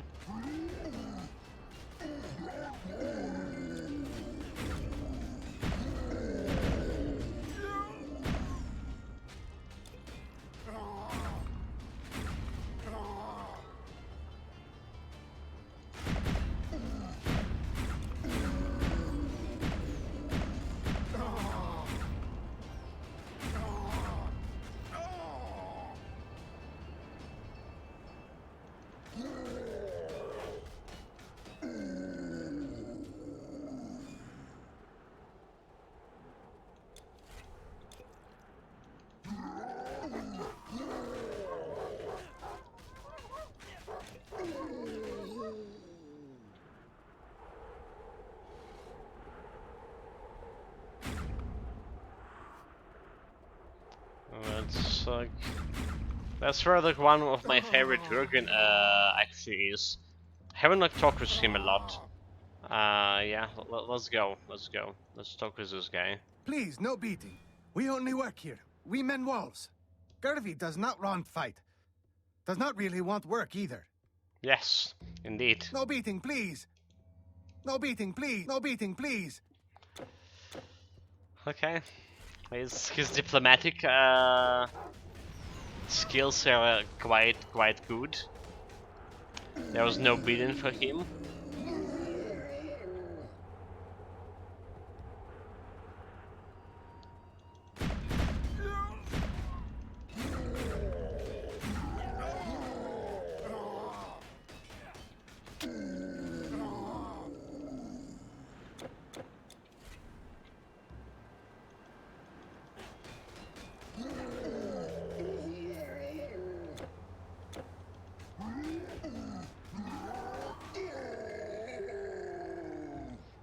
There's however some dragons that need beating in this building.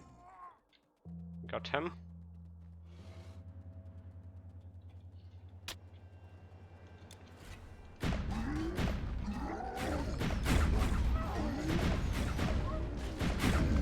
Oh, look at the health.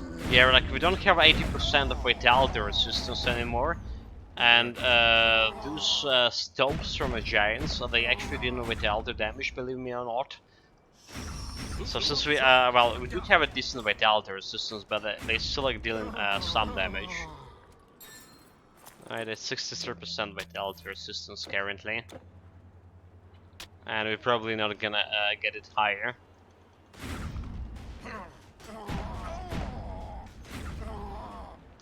Okay, here we go, like another boss fight meanwhile. Right. Should be easy. Just pop up like Colossus form. And they're done for.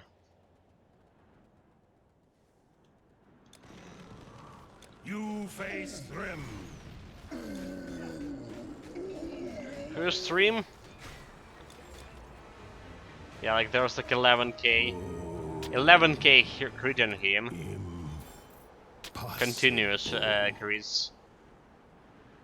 No challenge for my Colossus form. And then say like and never summon my ancestral warriors, of course.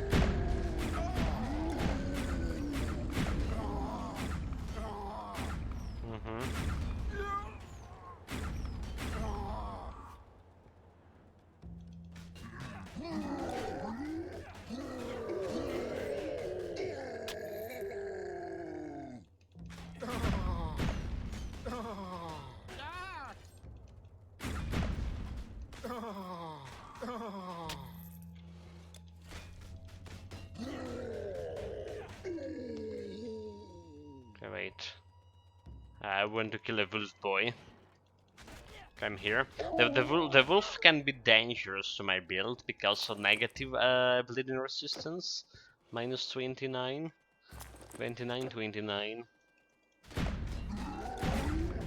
So they can deal quite a bit of bleeding damage. Okay, the real question here, will we get a lucky wand or not this time around? Will it be a swing? That's like a real question. Over here.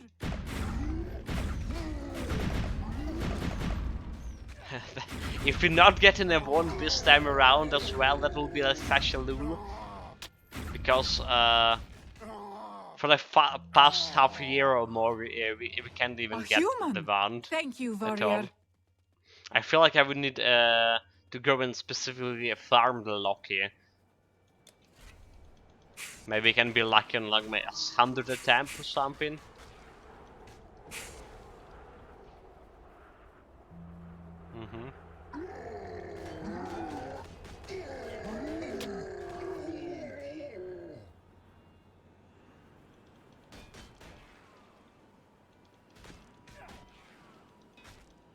Oh, by the way, the Hogwarts Legacy, like legendary, like the Hogwarts game, the new Hogwarts game is available for pre-orders now on Steam. I got the email message just yesterday when I came back to home. If anyone here my age and didn't got your own letters to Hogwarts, well, you have the virtual chance now. I don't know, like for some reason I have like high expectations from the game and at the same time not. Of course, I probably will not be able to play it, but we'll see how that's gonna be.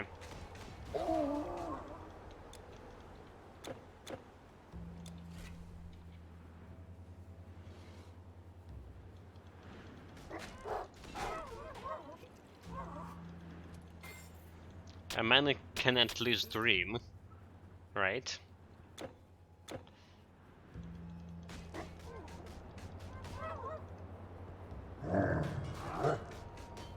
Can we shout from a bleeding resistance? Bleeding damage would be good. The other things we need to watch in this, the Dark Lands. Well, that's past the Dark Lands. Those Grons, right? The Giantress. Because they also doing like, quite a bit of bleeding damage. That's a thing. Let's put a banner alive of here. We'll be faster killing giants. Also the eagles doing bleeding damage. You're usually not noticing this because the bleeding damage is not comparably not as strong. But they are doing bleeding damage. Okay, we need to sell the stuff soon. Okay, those guys. We need to watch out my health around them.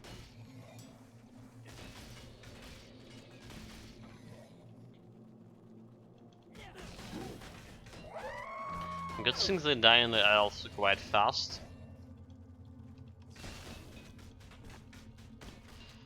Don't need a whole day killing them.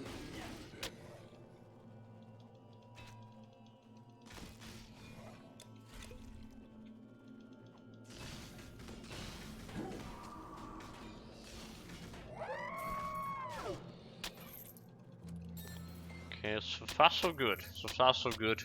They didn't done any significant damage to me. I was like watching my health bar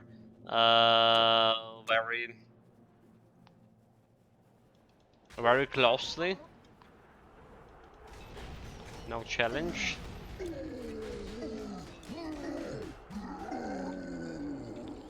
No challenge at all.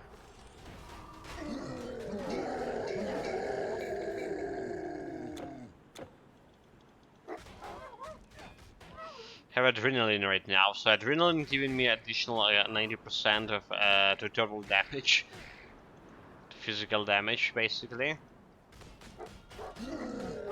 and that's why it's good. Like, is okay? Is this like total damage or physical damage? Call that. Let me not lie to you and say it is 90% of physical damage and 27 total speed. Okay, so it's physical damage, but since like our damage is physical damage to begin with, it felt like total damage was the right thing to say. But yeah, the total damage probably will be too strong. Then like I mean, adrenal will work perfectly well for like every build. Yeah, cause it's just saying like too strong.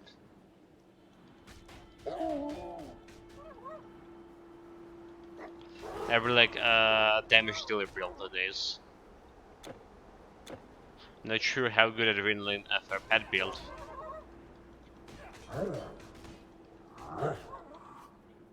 Would you even like considering a pet build with a defense mastery? That's a question. I know that there was like someone here on the channel who was saying gonna play nature mastery to defense build. Not sure if that was like a pet build, right? But like pet build was defensive mastery. I mean, you're going with like nature mastery, obviously, because nature mastery the base, basically providing you with the best. This guy could be troublesome. Don't want to fight them and giants at the same time. Okay, we're good. But yeah, like if you're looking in terms of like physical damage, defensive mastery and nature mastery, like melee build, it could be strong. It actually could be strong. Defensive wise and offensive wise. Could utilize the wolves for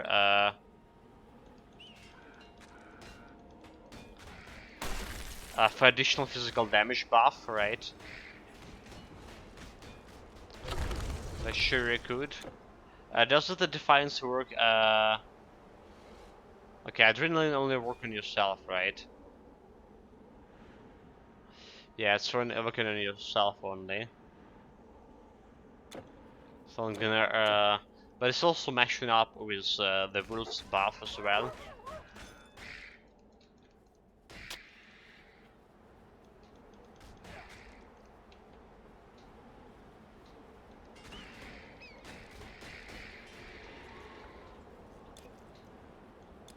And then like, so the thing for defensive mastery plus nature mastery, if to compare the Conqueror build, right? We don't have like banner that's gonna give me like that additional minus 60% to physical resistances for enemies. But we do have a plague. We do have a plague which you can cast theoretically more often than put in the banners, and then like, what? How much plague giving you is 45% to physical resistances. There's like also a decent amount. I actually can't remember. It's like 45 or something.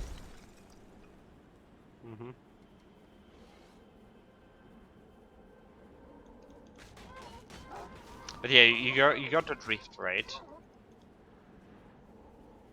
This could be powerful. The nature plus defensive mastery class, that is. I believe it's called Warden. No, maybe not a Warden.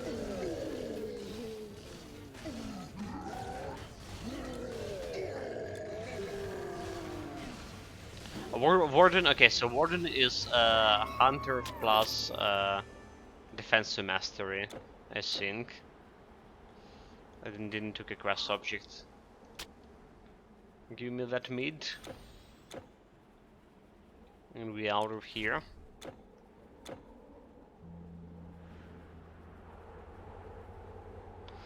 There is the merchant close by. So I believe we have a decent amount of green items to sell. And some monster inflicted to sort through my bags. Gonna do just that.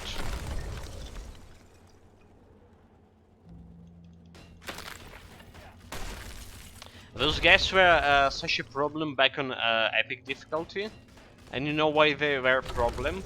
Because I was constantly getting them mind controlled. I was so mad about this, but it's just like our mind control bugged right now for some reasons.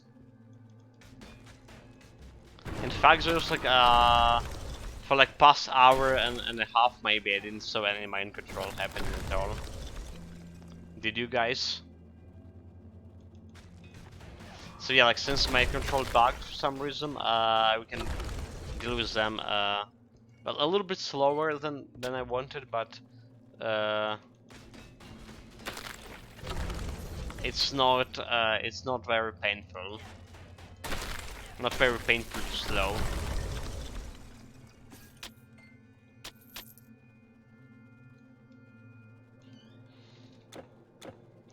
Nothing here, man. Saying hello. It's Eric, right? Hello, Eric. Welcome, welcome.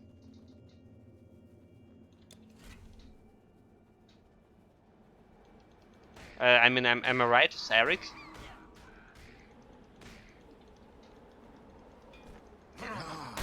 Oh, am I misremembering?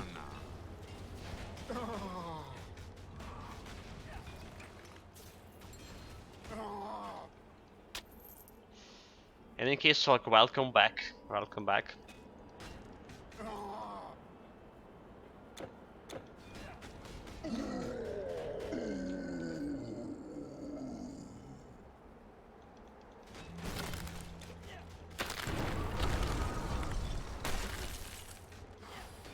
It's yes. Okay, nice. It was all my bad memories. Still, I still remember it, right? Good to see you again. Good to see you again.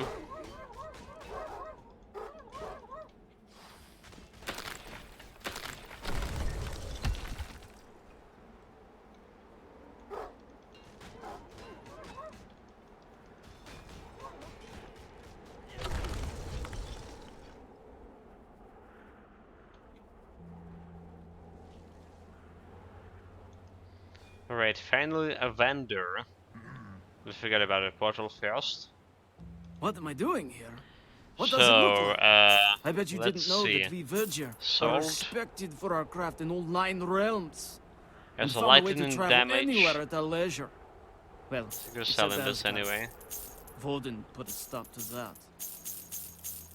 Sold, sold, sold. Sold, sold, sold. Throwing weapon with physical damage, life leech, and chance for stun. I mean, I probably keeping this, like... Yeah, I probably keeping this since it's first stage. This is health regen, damage to demons. 800 armor for level 45. I think I'm gonna keep it as well. Could be like some interesting idea. The Helm of Warhol, vitality damage resistance and prison resistance. Right, it's not better than the Hollowed helmet, so we sold. Sold this. Actually, I don't have that much of green items that I thought I have. As there were not that many. Come back with more gold. Give me a second.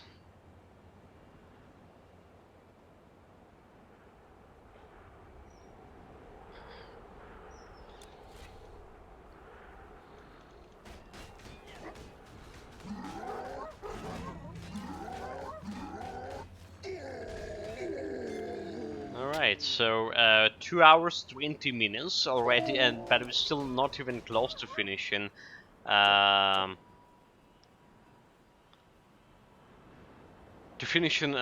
Ragnarok. You know, like I started the day today and I was like, yeah, Ragnarok and Atlantis probably gonna take me around 3 hours, maybe 3.5 hours today to finish both of them, but I greatly underestimated my or overestimated my cleaning speed, better to say.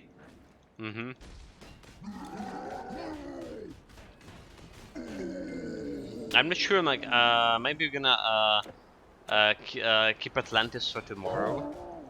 Maybe we're still gonna go today, independent when we're gonna finish with the Ragnarok.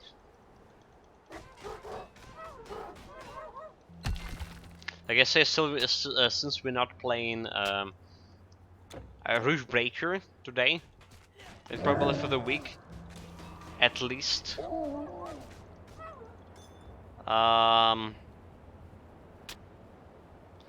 We're gonna have like more time to spend on Tenant Quest, at least for today for sure. Like 5 more hours, maybe, or 5 hours in total. We'll see if I will be able to keep up with that. Any case, guys, yeah. Getting closer to the Mimer's Maze, and there's another question here. How good this build will be against a Doppelganger? Because on a normal on an epic difficulty we met 2 Doppelgangers, I believe, and we just destroyed them. No problem at all. Like, for some reason I don't think we'll be in a big danger against a Doppelganger here either. We probably won't, I think.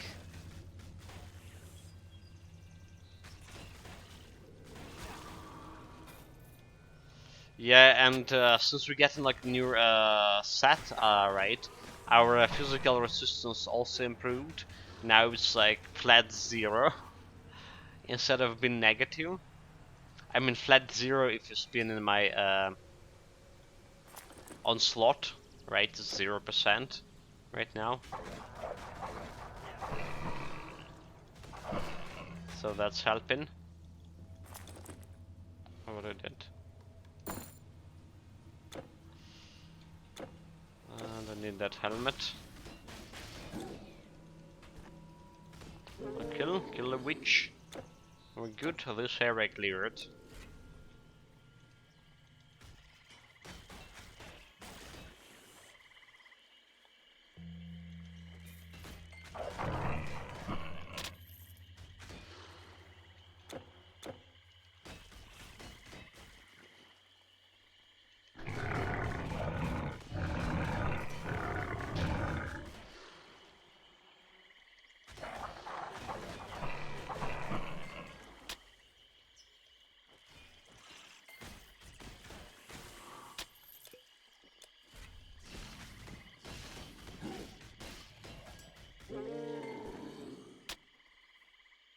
There was like one skeleton. Okay, here, look at that stun. It's like 8 seconds stun, a legitimate 8 seconds stun.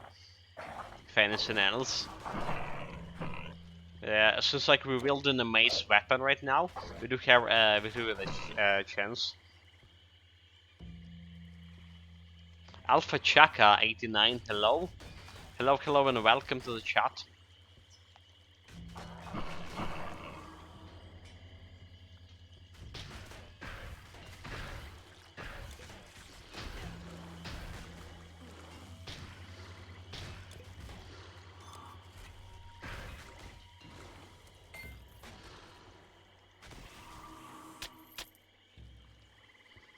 Okay, so we want to drop a personal portal over here.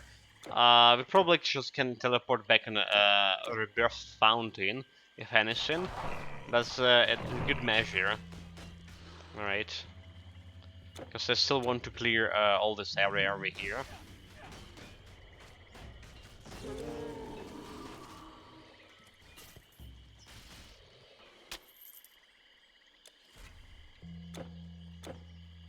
Still want to clear the area over here.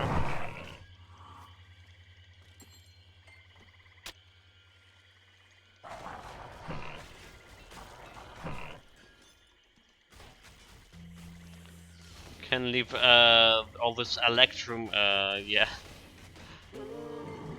And since it's a challenge run, like I say, many times before, we're just clearing everything. We used to, I mean, we used to clear everything even without the challenging runs. But like since like last build we played, I developed like, this new tactic for us, using the potions and cleaning well, just basically whatever we need to pass through. It feels like more refreshing in terms of like you don't spend that many hours on one build. To tell you the truth, right? We're around like 20 days on this build or something. 20 whole streaming days, I believe. So it's like taken quite a lot, quite long, and we still have at least 2 days for Eternal Embers, if not more, if not 3. I mean, if you're gonna do like Atlantis and Eternal Embers, so maybe it'll be even 3 days. We'll see. But yeah, the good news does look like if everything will be okay, we're finishing this build. We're finishing this build this week. Next, probably will be a Pilgrim build, which is also need to finish. They built they stopped playing before the war started. We're in the, about to finish epic difficulty, I believe, for it. We were like on 0 deaths as well on it. Okay, hold it. Almost got myself killed by the bleeding. We don't want to stay in that bleeding cloud. Definitely not. That is if Arcadius will not decide to provide us with 30k channel points in favor for me to try out to make the build from his items from his Technicrass Vault, as you mentioned before. Could be interesting as well.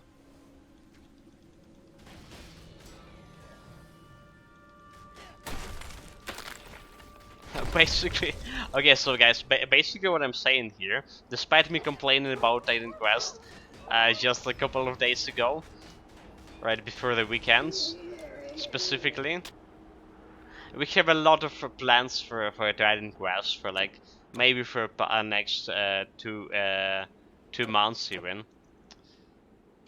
Okay, let's teleport back in the fountain and continue this exploration. The Mimer's Maze, as I say next. Okay,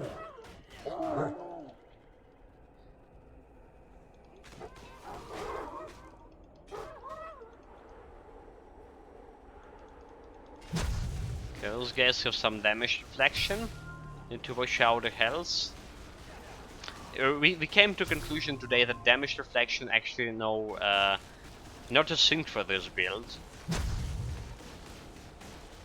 Yeah, look at this, like my health wasn't even moving, right, despite the damage deflection. So yeah. I really don't know, like, I was saying that I died to damage deflection, to the Dragonian's fight, like, but yeah. Back when I was rewatching the video before I went for the weekends, apparently I didn't die to damage deflection, or rather that my health already was 30% before I reached those Dragonians. I took a big hit from the lightning magic, and I was like only on 12% resistances for lightning back there, so that was a huge problem. Yeah, now our elemental resistance 80%. Everything good except the poison rate and bleeding, and well, physical resistance good actually.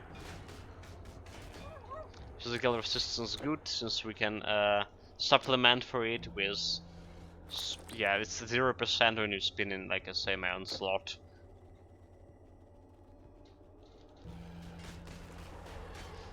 It's not deviating from a norm. Uh-huh.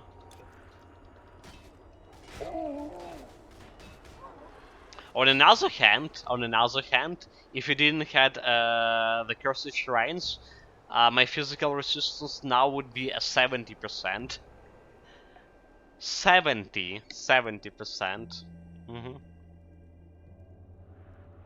Well, okay, maybe not 70, 50%. I'm lying. I'm lying, right? Math, right? We're currently on 0% with Onslaught, while having minus 50% physical resistance from the shrines. So that, yeah, that will make it 50%. 50% is still like decent amount.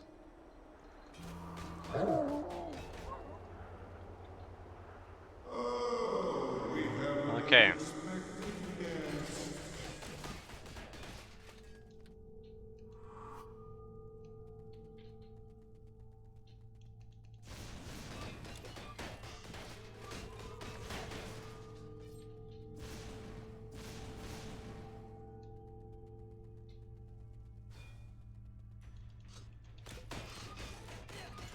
Wait, like Alpha Tracker saying you're also playing AoE3. It's like such a great game. Wait, what is this?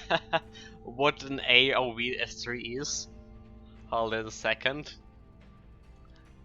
Can you translate it? Age of Wonders. Oh yeah, okay. I'm not actually playing it. It's the potential game that chat can request for me to play.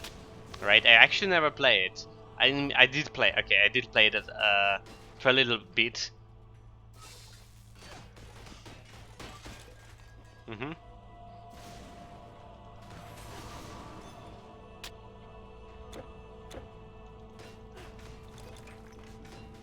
There was like two separate lists. The games that the chat I have and chat can request them to play, and the games I already played in the past like a year or so.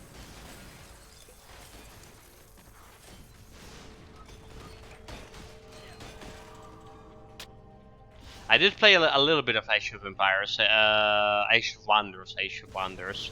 Sorry, I did like what I see.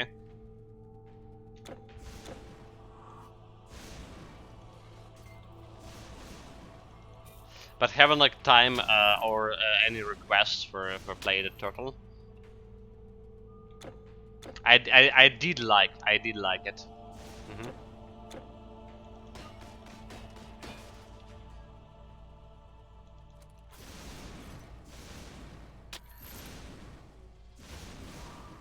The problem, okay, so the problem is Age of Empires. Back there, I had, I played on my old PC, and I have this like a 3x4 monitor. When I need like 16:9 in order to stream. So usually for playing the games like on that kind of monitor, to stream the games on that kind of monitor, I would like need to go and window that mod for the game and put it into a 16:9 resolution. And that's how I was playing it. But the Age of Empires 3 didn't have for my monitor the option to go in window mode to check to change this resolution to a 16:9. That was a problem. I was like manually trying to fix that resolution, and I wasn't very successful with that. So that's why like I never stream it that much. Obviously, this is not a problem for my new PC. You really should have come in.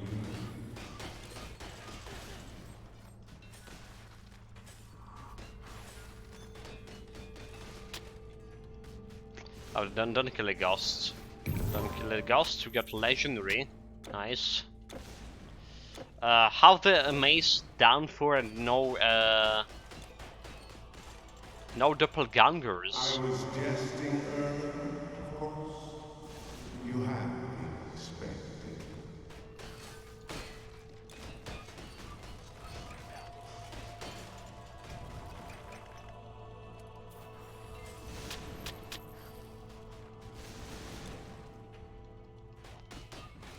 Okay. Come here, you cowards. We also did we actually for the Dactyls this build on legendary difficulty? I think we did, right? We did. Okay, yeah, we did. The second last, right? Giant group before the Hades. So before the Dactyls this build, and it was easy. Oh no! Almost killed myself. Oh no! Jesus Christ! Damage deflection. Take care. Take care about damage deflection.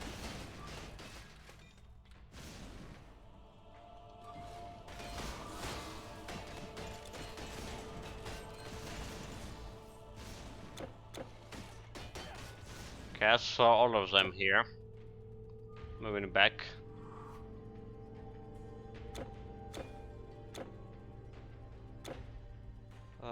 This way.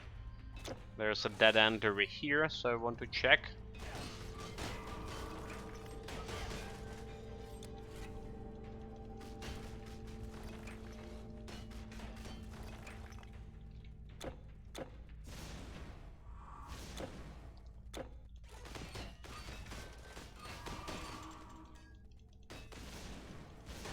All dead.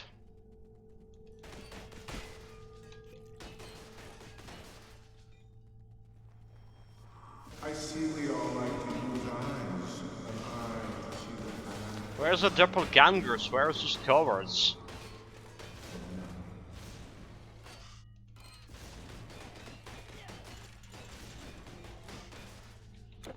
Okay, this is also dead end. May as well check it. No loot, no chest, no glory, no doppelgangers.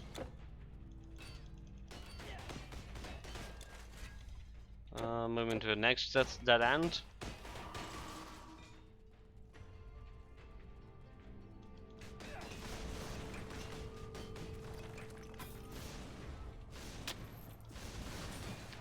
So there's some grenade from a chest.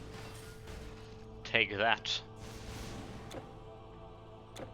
Okay, so there's the last pass right towards the boss, and the last chance to meet a doppelganger. Do we have it? We don't. Oh well. Ooh, there we are. The doppelganger understood how supremely Meet my friend. harder I am Let's to deal with. play. What are you doing? Okay, now we can kill him. Enough! Yeah.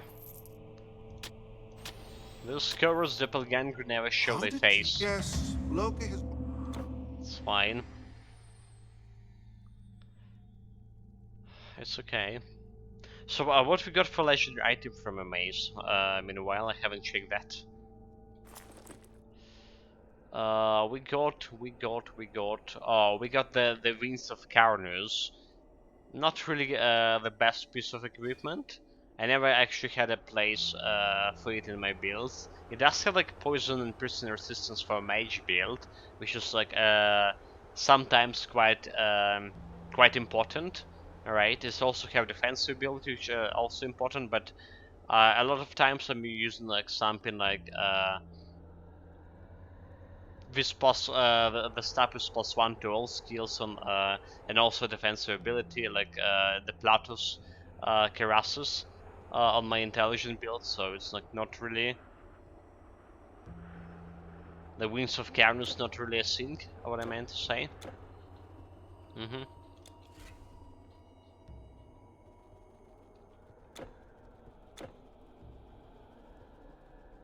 Let's get going.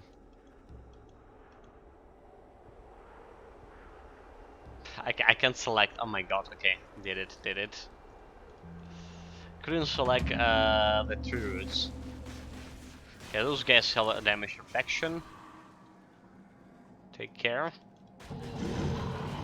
Take care to not use like AoE accidentally. Well, okay, we can't not use AoE accidentally since we have a pulverize, right? But I mean like not using shield charge.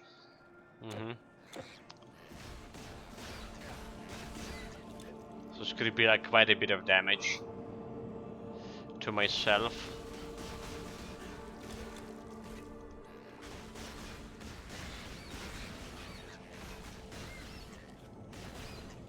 So yeah, according to a new patch, those small sprinklings, they giving you a decreasing amount of experience nowadays. I just felt like I need to mention it. How about cheaters, hackers, and multiplayer? I noticed that every character can be like created in solo game and also be played in a multiplayer. Aren't there are many cheaters then? Yeah, dude, like absolutely disgusting. So okay, so first of all, I'm not playing multiplayer. I'm not playing multiplayer, but having cheaters with the cheating characters there, it's like absolutely disgusting. Like, why are you even playing multiplayer? Is that? Like, what did you done for a character? What is your build? What is your ideas?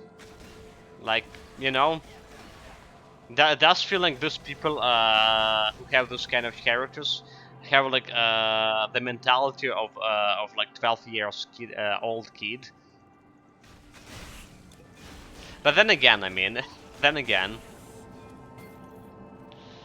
you know, the Fextra Life, the Fextra Life, very popular organization and a streamer, the streaming community as well. So before the Eternal Embers bound to release, right, a few days before the Eternal Embers release, he had the video on the game, on the DLC.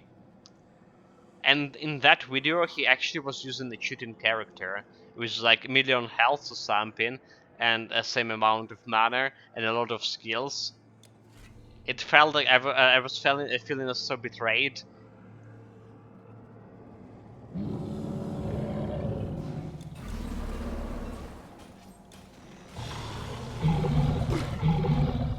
Okay, like there's a poison damage. You need to be very careful around. Oh my god, attack! What are you doing? Attack the guy. Okay, he's dead. No challenge. But it's also like I felt like so strange. The people with such a names using like cheater characters in that in their reviews of the game. Yeah. You're like, even if you like want to feel serious about that kind of review, you just don't.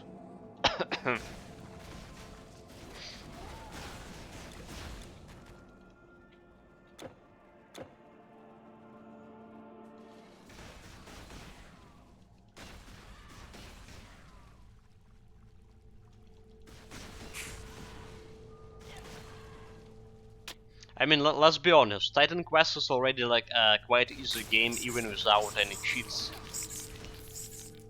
That's when if you're like for a veteran player, that is, right? If you're using if you're using your Titan Quest Vault for building your characters, alright, you already have some gear, more or less all of it. So the game itself like doesn't feel like that challenging. Even like we're playing here is the Cursed Shrines, and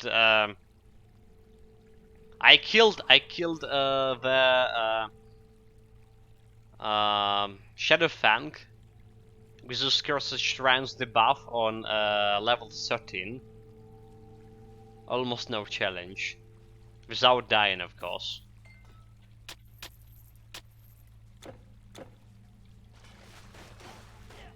So that's gonna say a lot about difficulty.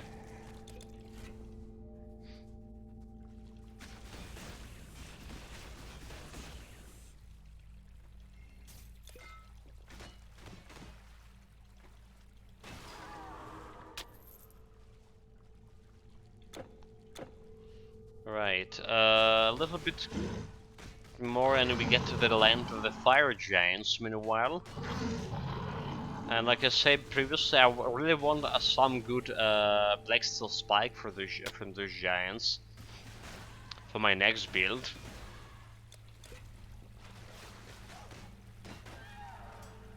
We also could potentially farm the suitor a little bit because we're still lacking the third key to yeah, we're still lacking the third key to the hardcore dungeon on legendary difficulty. That's the thing.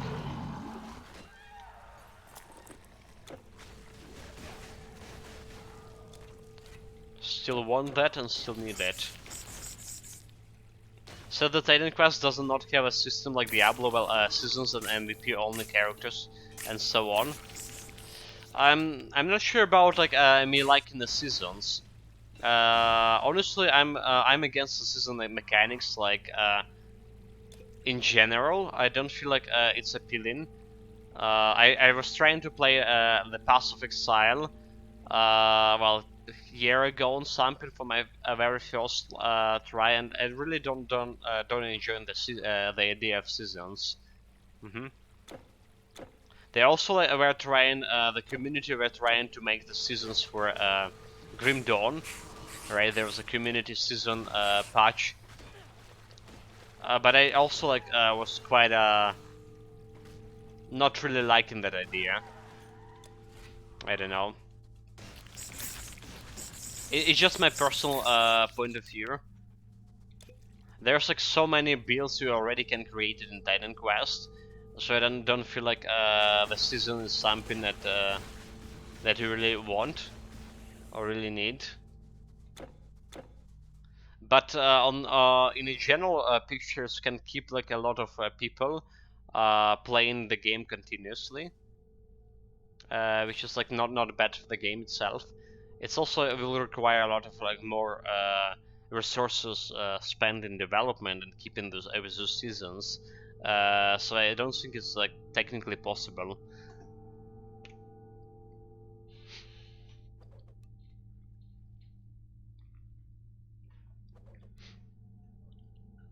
In fact, I would say that developers doing quite a good job right now, patching the games continuously. And Hail Mighty Heroes, thank you very much for following. Appreciate that. Welcome, welcome.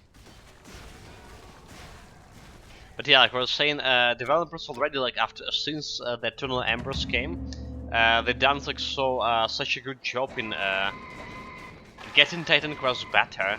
You know, like all the bug fixes, the new features, new sets, even new dungeons, the hardcore dungeon. I haven't saw like a legendary dungeon yet, but epic dungeon was quite a bit challenging for this build, with all of its cursed shrines.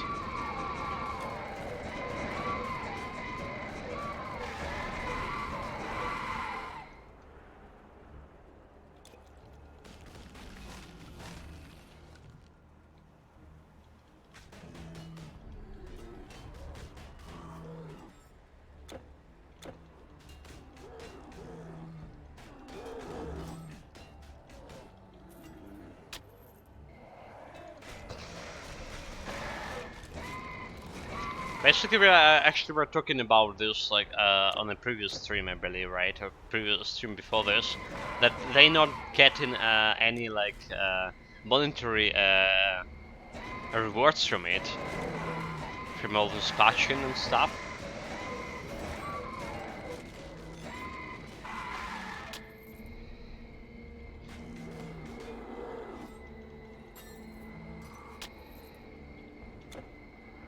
I should have saved a fountain here. That was a mistake not to. It's fine.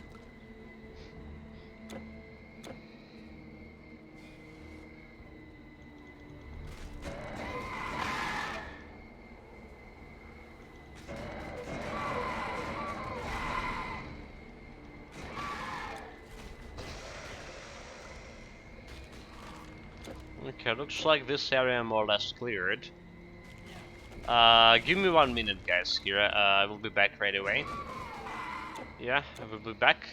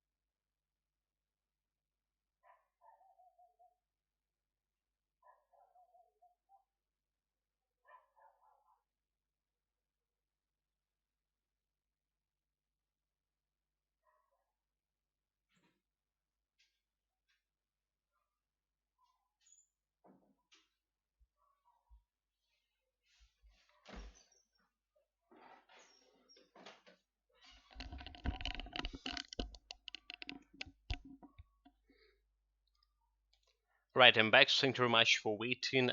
We continue right away. Appreciate the wait. Yeah, already clears this place. Good. So I think we're gonna do just at least gonna start Atlantis today as well. Yeah, we're gonna start Atlantis today, and we'll see how that's gonna go.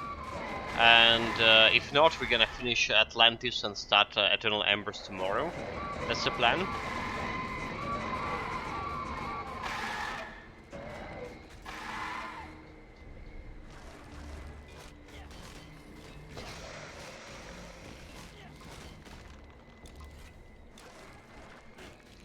More undead doggos. Poor things.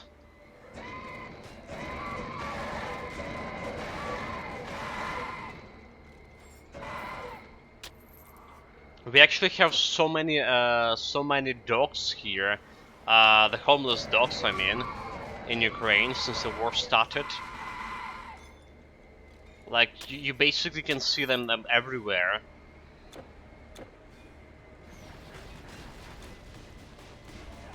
Like back in a village, back when we were spending the winter in a village, there are people, there's some families from, I understand from occupied territories. They were like coming and passing by, and there was like leaving their dogs in the village. So maybe like people gonna take care of them. We actually were taking care of 2 dogs as well. Like we and the people around their area. We're trying to feed 2 dogs. They're still there, they're still like serving.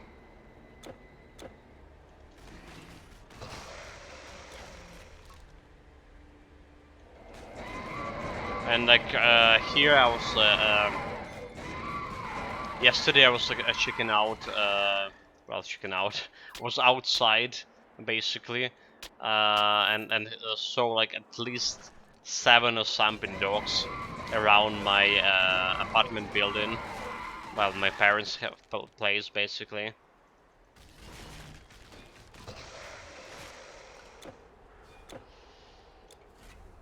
So yeah, hard times on everyone, on people and animals as well.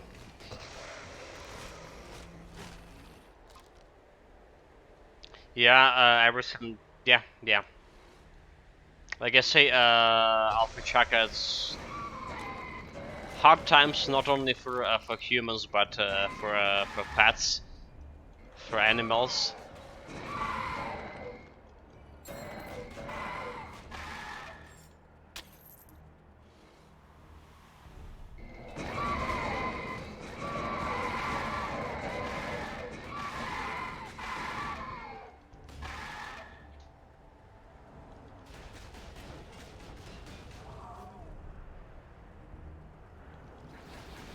People getting used to it more or less, to the sirens, but you actually can't really get used to the air alarms, air raid sirens completely. You know, like I came from a village for 3 days. Strain, I was like walking in the field, and there was like no air alarms in the village. But I came back to home and I got like a right. The air alarm was ringing right after like I got inside the house. Dude, like after 3 days, it's feeling so unnerving. Cause you know like where the missile is gonna strike next time. And we have this. We didn't have this when the war started, but now we have this air alarm sirens like all around this the town, and then ringing really loud for like 5 minutes or something.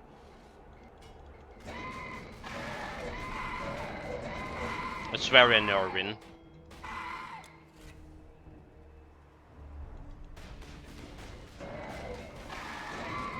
And it's like it's already been 2 days ago. It's already been like half a year since the war started.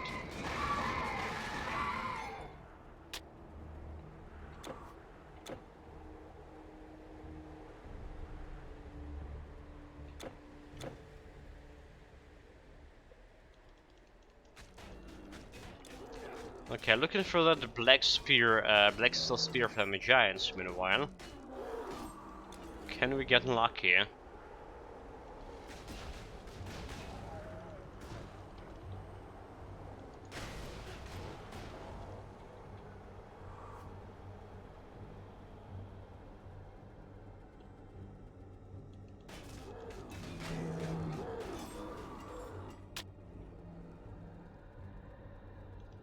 Can we get luckier here? Okay, black steel executioner. That's a sword. That's a sword. And the spear, please.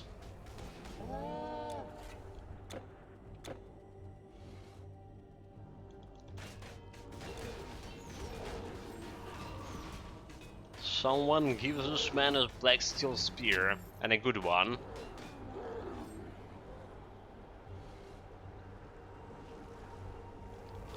Okay, let's go and get the boss.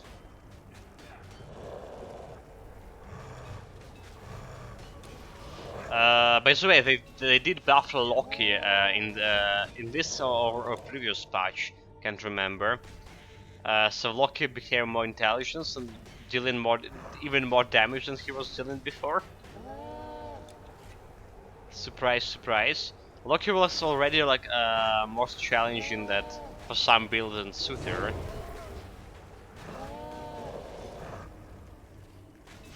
Especially with his bleeding damage. Hope the war will end soon, Alpha Chaka saying. Yeah,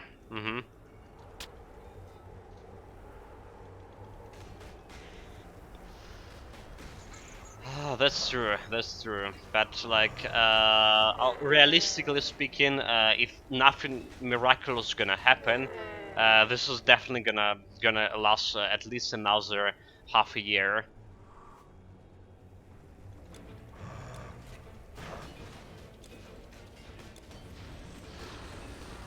Oh, this is the first time I see her summoning something. Interesting. Yeah, there's like a lot of analytics going and stuff, and yeah, it doesn't look like it's gonna end anytime soon. Unfortunately.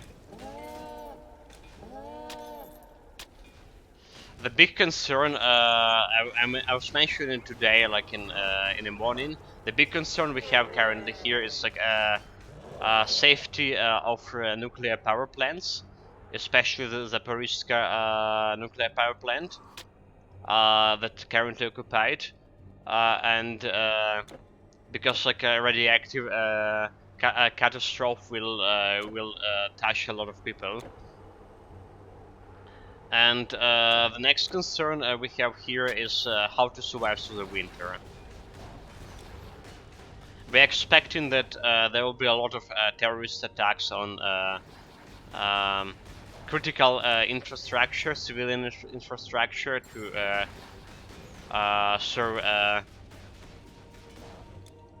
to prevent for the hot water getting to water.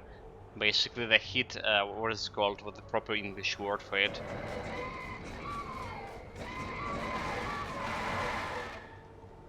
To prevent for the heat getting to the buildings. Oh my god! Like I forgot the word. Jesus Christ. Yeah. So the concern is that it'll be like really cold. Well, yeah. I mean.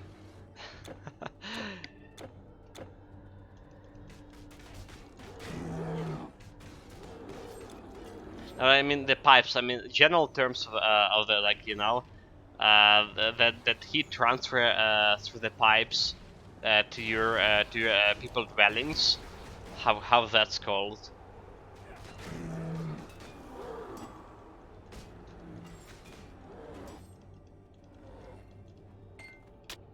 The central sumping. Jesus Christ. You know my memory, guys.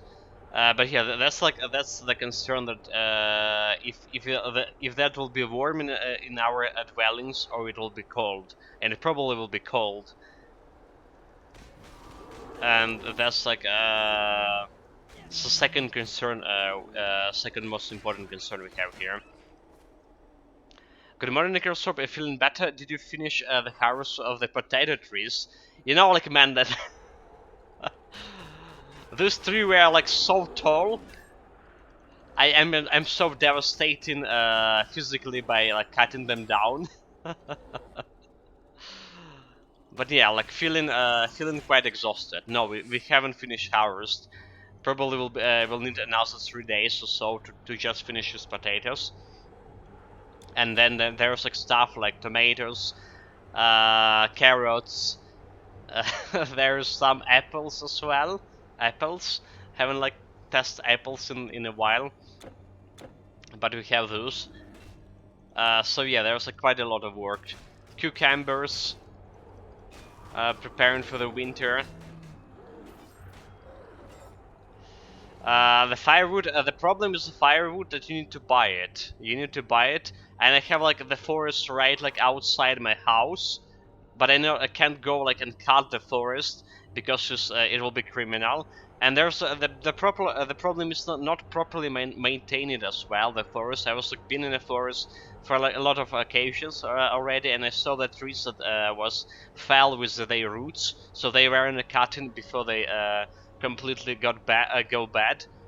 But it's still like a criminal to cut the trees. We do have some trees on my property, so those things I can cut down for the firewood. But yeah, generally speaking, I can cut the firewood in the forest, and the firewood itself is not very cheap. I was checking the prices. My family was checking the prices. So yeah.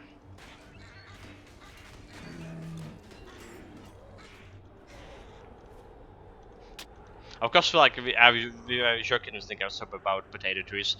Mentomori was saying the problem is that even if the war ends with Ukraine winning, to what degree it's like open to debate. You can't be like sure that Russia won't attack against once they feel ready. After all, the words, promises, and treaties are essentially worth nothing. Yes, like that's exactly. I mean. That's basically what happened like 8 years ago, right? The Russian took Crimea and Donetsk, half of Donetsk and Lugansk Oblast.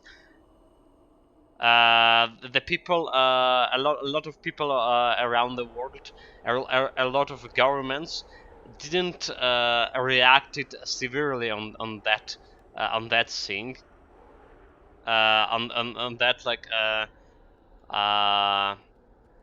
with the sanctions as well, and you see what happened 8 years after the Russians strike again. So the thing is, there is impossible to win. It's impossible. It's possible to sign the peace treaty, but it's not possible to win completely without like annihilating Russian as and Russian system as a governmental organization completely. And that's like no one gonna go for that because it's a nuclear country with the nuclear missiles. And imagine if a Russian gonna disband and there will be like several countries formed after Russian decay, and those like semi countries with nuclear weapons. Nobody knows about their politics. Nobody knows about what kind of people gonna govern them, and they all have like nuclear weapons. Some terrorists, well, Russian basically is terrorist state currently, but a lot of governments are actually fearing that scenario, so they trying to keep Russia united as it is. The Alpha Check is saying electricity is like 2k percentage plus up in the spot market since like last year. Wait, do you live in some Baltic countries? I hear like the electricity in Baltic countries like really expensive. Here like electricity is not that expensive, but I mean it's taking quite a toll on on our family financial anyway. Germany, okay. Yeah, Memento More is saying there's this meme. How do you know the Putin's lying? His lips are moving. Exactly, exactly. Okay, let's go with Loki fight. Stop here. You really I Got my Titan form.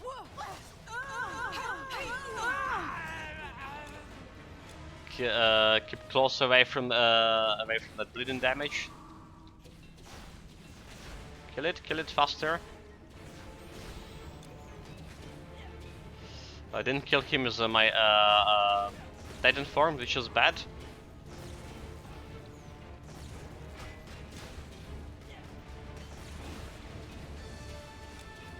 Can't even put another banner already. I was like dead again. Okay, he's dead, no wand. Jesus Christ. They are stop saying, heard what you said about the cold this winter. Not the same, but our government obviously has the same concern. Gas prices have doubled and every year some old people die during the winter. So government is providing a big hand out this year. I heard about that actually as well, Nikonstrop. Apparently, okay, so this is like was very surprising, but I heard around 10k people in UK dying because of the cold every year. Yeah, and I heard about the prices. That'll be the huge the biggest prices so far for UK as well. You can't hold anymore. And also I heard a lot of, about the people very unsatisfied with the government as well because of the prices and because they weren't doing anything about to diverse the where am I going? To diverse the supplies of the gas from Russia. The memento was at least winter here lasted like 2 days or so, and I kind of hit my flat with my GPU. So yeah, even I have ever found it from my gas provider for consuming much less than he had expected. That's nice. That's nice. The winter here is actually like in Ukraine became like way more milder than it was like 20 years ago. It's not as cold as it before, but it's still could be like -10 sometimes, if not more. Occasionally -20.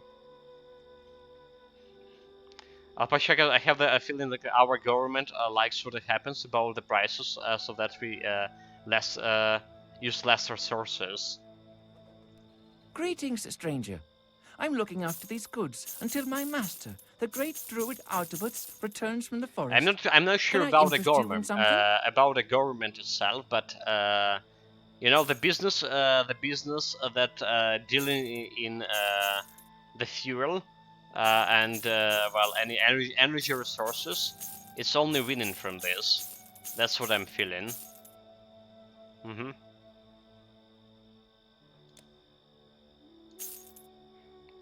Okay, fire damage, chance reduction armor.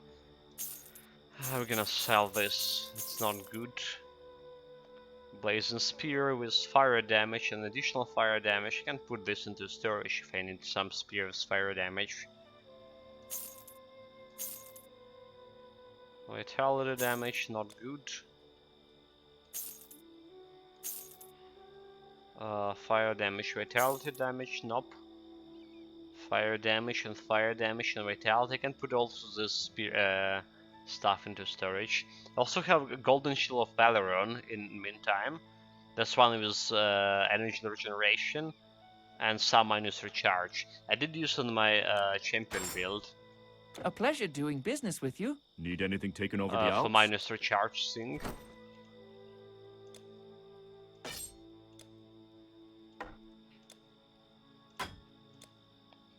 Souls goes here meanwhile. And a spear, please. Here also Mjolnir. No worries. Our roads are good. Yeah, also the measures they took were ill-suited to do was they claim it, but they were told in advance and still did it for the PR reasons. It's quite a mess to work in energy tax legislation at the moment. Tell me about that. Yeah, so it's like you know, the thing is, all of this could be avoided. Like all the war itself could be avoided if the proper measurements from government around the country where it took places before the war started. It could be all could be avoided, and you still have like some good relationships with Russia, and still have like relatively cheap gas prices. But you know, like nothing of that were taken, even when the war started. So it's like a pure position of me as Ukrainian. Even when I'm gonna get to you, Nicholas Rob, in a moment. Let me voice this. So even like my position as Ukrainian, first of all, democratic countries should prevent the war with a sanction before the war started. So the Putin will not be like tempted to invade to begin with. They should be like more keeping him in iron fist, like I say, more of the sort. The second thing what happened before the war started, bunch of countries, and bunch, I mean like all of them, recalled the diplomatic missions from Ukraine before the 3 weeks before the war started. This is why like they were showing that they don't basically care about Ukraine. If a Russian will be able to conquer Ukraine in 3 days, then we're gonna deal with that later and we're gonna work with Russian afterwards. And they just green-lighted the invasion itself by pulling out the diplomatic missions.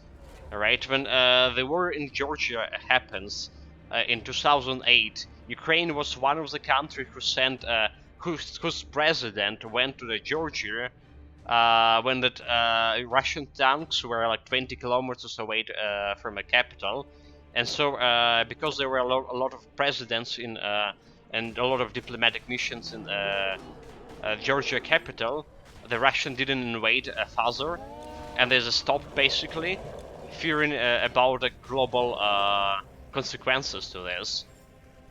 Nothing of that sort was done. The war in Ukraine started, but yeah, like a lot of governments. Let's be honest, the Russian has a lot of influence on governments around the world due to the business treaties, due to the business and energy resources, and due to the blunt corruption in a lot of among some politicians. Not gonna put my fingers on, like Mr. Shredder, for example. So yeah, that's the thing. So the Europe itself and a lot of countries were dependent on the Russian energy, Russian gas, and as their energy resources, and they were doing like nothing to diverse their sources of energy, right? Yeah, and Christopher was saying, by the way, I sent you a small novel while you were away. Then I remember that you haven't read anything for 6 months and prefer YA-level books anyway. So I hope, I don't know what is young adults books. Not sure about that, but yeah. So I hope you appreciate that added some pictures. I read it. I really wanted that pictures. The armor I saw in the pictures. I really appreciated you showing me that, and I really was impressed about the progress. I read it, all of it. Spent like 20 minutes today in the morning. Unfortunately, you know how slow I'm in typing, and it was about for the stream to start, so I didn't answer anything. But yeah, I need to find that guy you killed. You say that someone after the death bird that was summoning those giants. I need to locate him. That's my next mission. And then I'm gonna go to the Red Manor and kill the Riker dude. Since we're done with the quests, right? Memento Mori saying the funniest things like the Tom Clancy novels. A Russian long ago started to believe they own propaganda and live in alternative reality. Constantly fed by the intelligence and military apparatchiks, it was a false information to look good, and so they greatly miscalculated. Yes, so that miscalculation of invasion, right? So they honestly believe that they can finish the Ukrainian army in 3 days, right? They honestly believe that. And the thing is, why they believe it? The partially because like you say, Memento Mori, they live in alternative reality right now. But also there was an error in misjudgment in U.S. intelligence, right? So the American intelligence general, whatever, he also like was saying about that they misjudge the strength of Ukrainian army and resolve of its people. So they also were quite were given Ukraine around a week to surround or something. And the Russian intelligence bureau check out with got the counterintelligence from US, right? I mean, they stole that intelligence from US, and they were okay. So like Americans saying that as well, they have opinion that Ukraine will not last more than a week or something. So yeah, the green light for invasion. They pull it out of the embassy. They pull it out the diplomatic missions. So we can do whatever we want. They will be feared of non-existence or imaginable the second strongest in the world Russian army. So they're not gonna start anything. Well, like I said earlier today and a lot of times before, that Russian army is only good for the terroristic acts against the civilian people. As I think.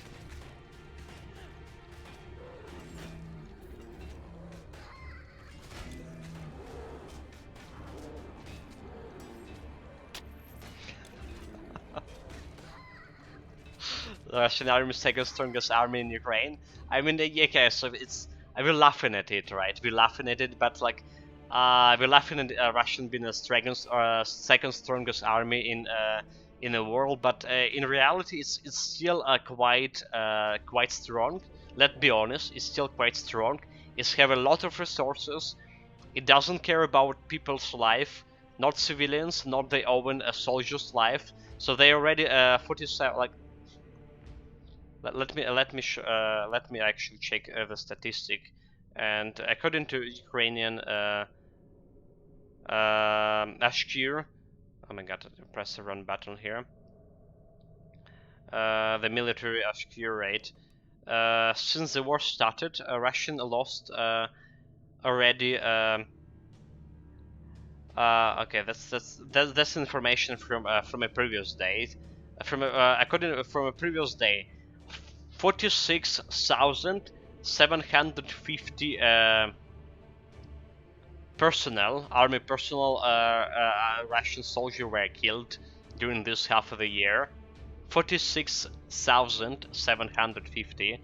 1,942 tanks and 4,257 armored vehicles for infantry armored vehicles. 234 jet flyers, the planes, and 202 helicopters, right? 1,050 artillery systems, and so on, and 15 like ships and warships and boats. Never stop saying about armor. If you want the armor, I can drop it for you. I don't expect a response. I was just like enjoying the progress. Wait, like really? You can trade the armor in. Wait, really? You can give me armor in Elder Rings? Yeah, we can work on that. I'm not sure if I will able to carry it. Not sure about my stamina. Speaking of the stamina, you were laughing about my stamina. We're gonna back to that question. Yeah, so Alpachak is saying the point is they don't give a fuck on their own soldier life. Yes, that's a good point for Ukraine because the morale of those troops down since they own people notice that. The morale is down. The morale is down but it's still they quite numerous. They have still quite a lot of supplies, quite a lot of ammunition, quite a lot of tanks. There's only like 18,000 tanks were stored in Russia. 18,000, and we barely destroyed 2K of that, barely. So they're still like numerous in the resources. The army is still strong, and they, like I said, don't give a fuck about the soldier lives, despite the low morale. Those same soldiers on occupied territories, they raping, they stealing, and they profiting from a war quite a bit. They getting their own families onto the occupied territories, and getting like evicting the people from occupied territories and living in their own homes and stuff. So that's, despite they dying quite a lot, they think they can profit from it, you know. Maybe someone survive and get like the financial boost, and they enjoying basically killing and raping and murdering. So yeah, that's also the point.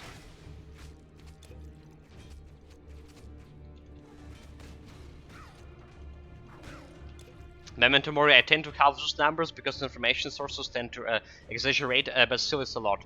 But those are mainly people from Russian steppes, means like second-class Russians, nobody seems to care. Yeah, Memento Mori, the Mordor lost in the books, Mordor will lost in real life, saying. Yes, you're right about that, exaggerating on statistics. I'm thinking the statistic could be exaggerated as well. But it's also not only this is not only that Russian the soldiers from Russian army. It's also a lot of mercenaries, right, from Syria, mercenaries from private companies in that statistics. It's also it's pained me to say, but it's also there's quite a lot of people from Donetsk and Lugansk who were either fighting on a Russian side to begin with, or were forcefully to drawn into a Russian army from the occupied territories, because they drove the people from occupied territories, the civilian people into their armies, and it's like really impossible, almost impossible for them to survive. So they basically go in as the mid shields. And it's despite like our government saying that if you get unlawfully into the Russian army, right, from and you're from occupied territory, just surrender. It's not really easy to surrender on practice in on the front lines, because they have this special forces that killing the own deserters and then killing all those people who want to surrender. They have those kind of forces staying behind, and if they see any signs that you want to surrender, they just shoot you in the back. And get into our position also not that easy as well, because the artillery is working. It's kind hard to see, if like hard to recognize if those people want to surrender, or is even if they like have the white flag. If they have the white flag, they're gonna get shot in their back. If they don't have a white flag, it's hard to our people to understand what they want, if they want actually surrender, or is just like some reconnaissance group on a mission, you know. Necrosop saying you want to would need to level more to use the armor, or maybe use two or one or two pieces. Your helmet, for instance, massively heavy for side, more defensive. Dropping that would be get you some weight back as well.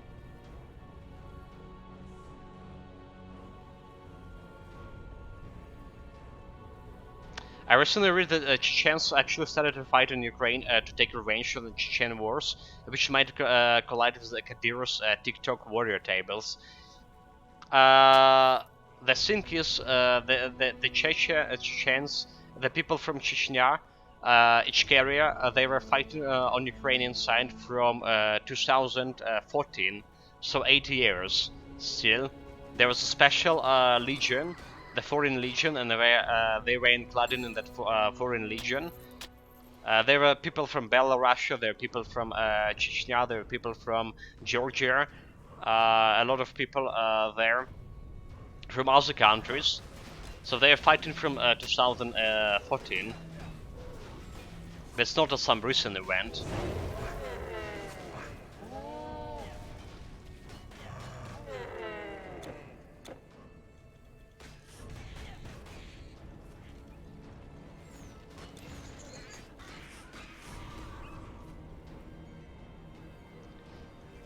But yeah, like despite you saying the Kadyrov's Guardia, right, or the Kadyrov Special Forces, the TikTok forces, like they called in nowadays.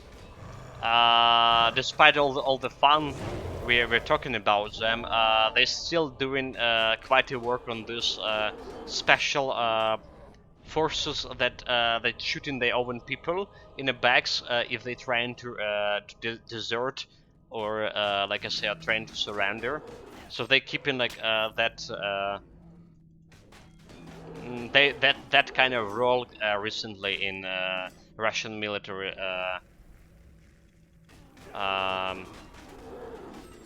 structure.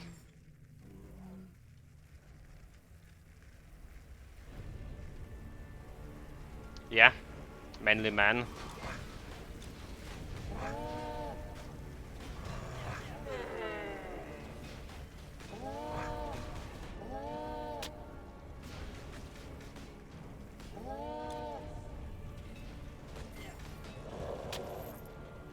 Okay, look at those guys. We're actually about to finish the Ragnarok meanwhile. Almost near to the end point, the Suitor. The question is, will I get the key to the hardcore dungeons from a Suitor or not? That's a question. Didn't got my Black Steel Spear, unfortunately. What the heck?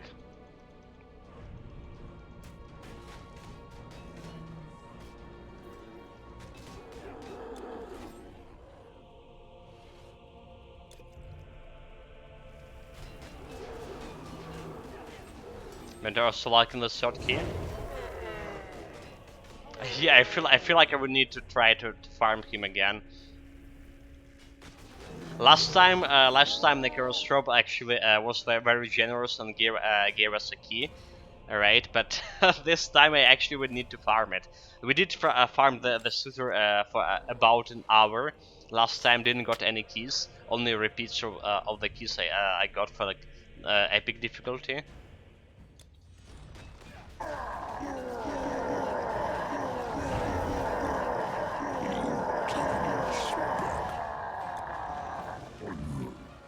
Okay, I put a banner too early there.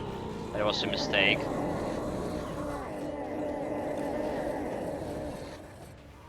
I got the first and the first and second. That's the keys I have as well.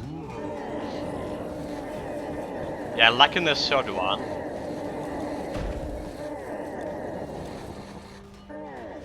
Oh my god! Like just drop a banner and he got destroyed again. What a mistake.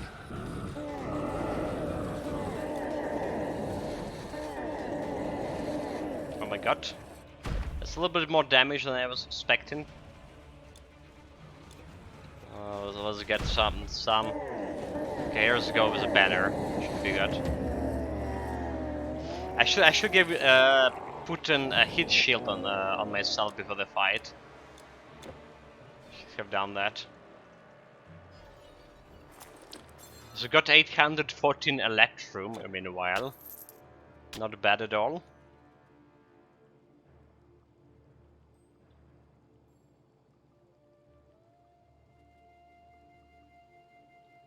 Okay, I also Necrosaur was saying previously, and I just like missed that message, that you can trade more or less anything except the keys and upgrades materials, maybe the spells as well. Yeah, might get a key from Electrum Ore, but if I'm lucky enough. It's also need to be not the same key. Okay, you know, like we're gonna go to Atlantis next. We're gonna go to Atlantis. Gonna get some part of Atlantis today, and then I'm gonna start working on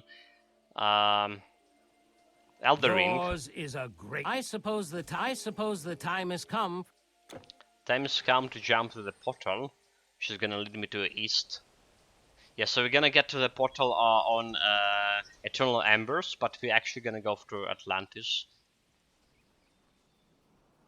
That's a plan.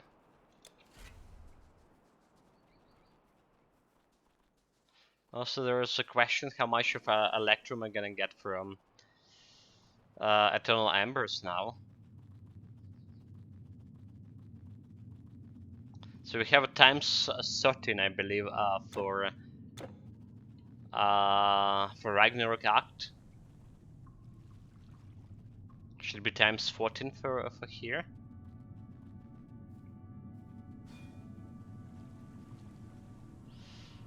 We should be make how much?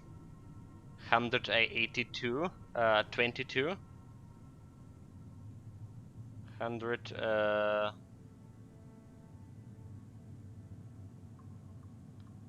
4/8.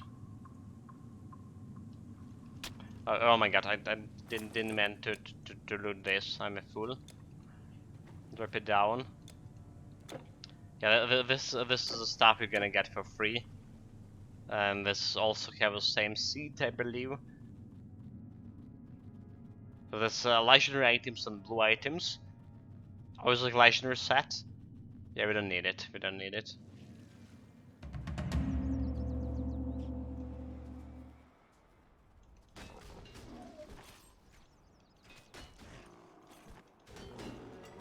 Okay, so I have 96 Electrum here, and it's getting me to 208. So basically 116, 96, 100, 112, right? 112. So that's times 14 from initial amount. 8 times 14, right? Okay, cool. All right. Here's what I have in stock. Just be sure not to burn yourself, won't you?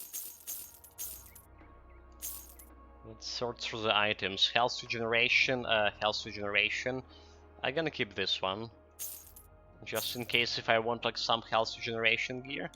Health regeneration build. We're getting very low on the potions, so Atlantis actually, or Atlantis, I mean, the Eternal Embers is actually the DLC that's starting to trade in Titanic health potions, right? So on around like 300 of those, maybe a little bit more. Is that all? Good.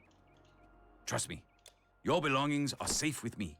Well, that sounded suspicious. May your path always be even. Okay, yeah, this is port back to Corinth, don't care. Back to Hellas, don't care. What we carry is back to Hades. To Rhodes.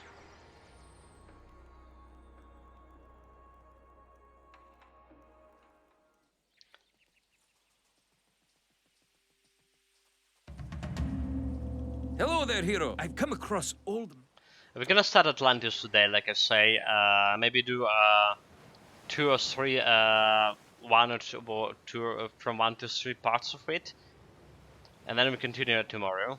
Here we are! Find Asmelkar. I believe Atlantis also should give me around 12 time 8 per normal monster kill, Electrum that is. Let's check it out.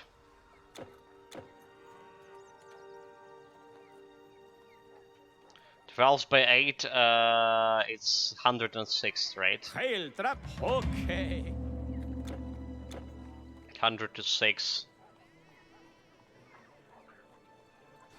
Enough. Hello there. Also, you know, like what I realized, I didn't turn in the quest, right? The legendary craftsmanship's well done, guys. Before too late, before my memory is too bad, I'll save on a fountain. Save on a fountain. Let's go back to Darklands and turn in a quest, of course.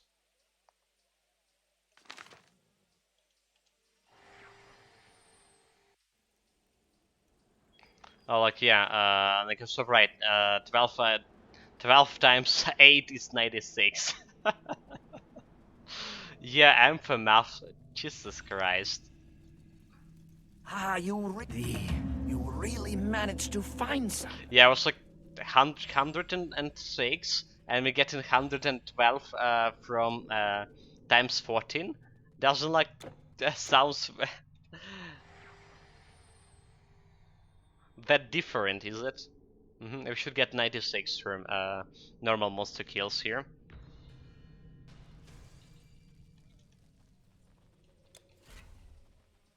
Okay, let's see. Oh yeah, we finally started put in my okay. 208, 304, 96, right? 96. At least my assumption was correct. Oh, look at this. Second monster got mind controlled. Wait a minute. This is something wrong. We had no mind control during a whole Ragnarok run. It wasn't working at all for the past like 3 hours. And now it's back. What was the trigger? What was the trigger?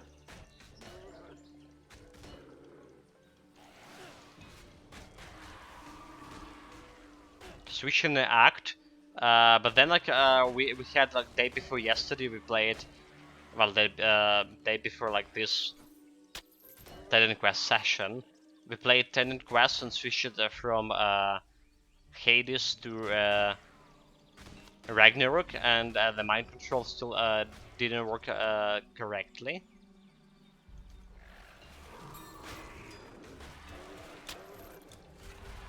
I saw the reason was like something because we changed our attack speed, and attack speed my higher attack speed just bugged out that mind control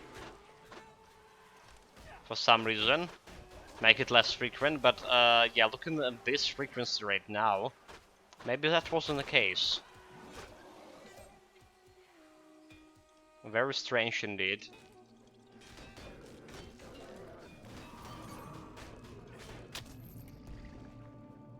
Oh, but this slower, the slow debuff from those boys, so bad. Actually. Okay, got the quest done. Can we get to level 77 through the Atlantis? That's the next question. Probably not.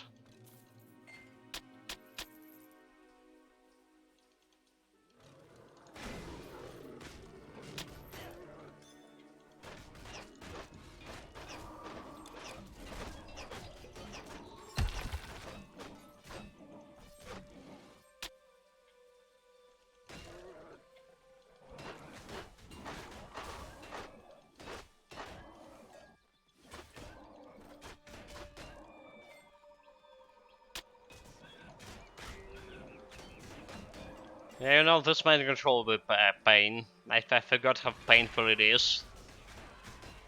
All of them mind controlled. Losing my currency, losing my electrum. Because of this.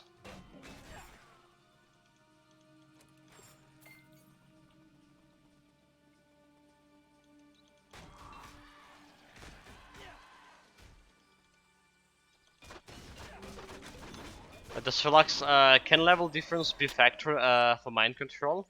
You know, maybe you're actually right, Adele. And yeah, hello, hello, mate. Welcome, welcome. You could be right about that.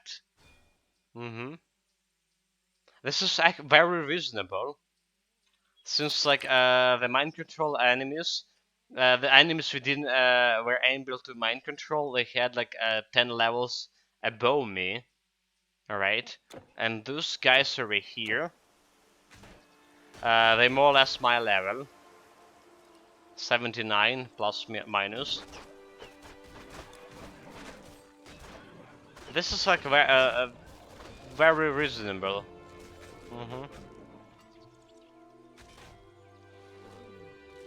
In fact, it's like believable. This is actually what happened. Let me go and close my window here. The close the curtains. We'll be back in a moment.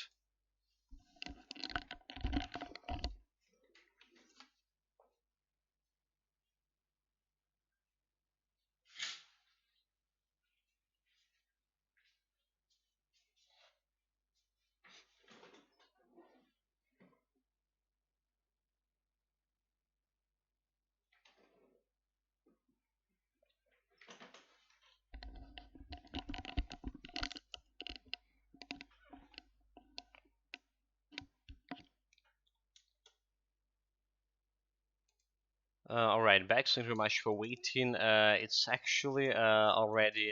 Let me check it out. Oh my god. Yeah, 29 degree already here. That's like quite hot. Quite hot. And you know, like working, and it's just like about this hot on the weekends as well. So working in the fields was not very pleasant at all. Let me tell you that. And more like generation difference making dominate more powerful in a vampire RPG series. Yeah, never played the vampire by the way. There's like a new vampire, the Massacre, that came out when I was away.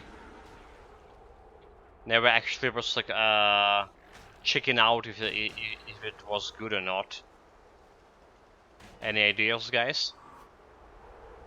Yeah, the game has a mind control skills in spirit. You can only mind control a unit X level above you, so entirely possible amulet follows the same rule. Like enslaved spirit. I never the 10 level difference, right? It should be like the monster should be 10 levels or something. Memento I have played the pen and paper series for 20 years.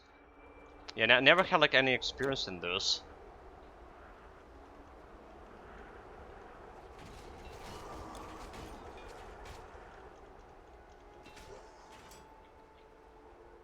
I mean, generally in a vampire series.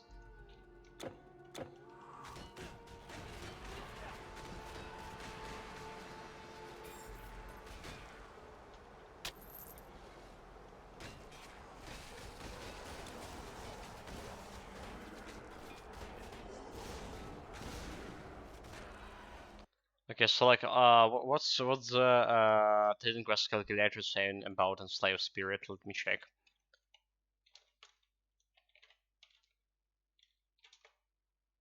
Enslaved spirit, spirit mastery, please. Oh, that was the first one. So yeah,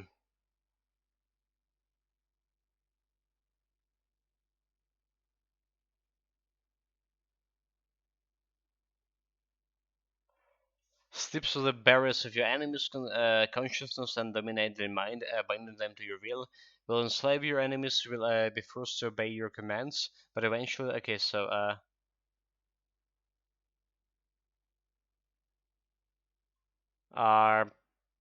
it doesn't say anything about in the description about, yeah, level restriction here.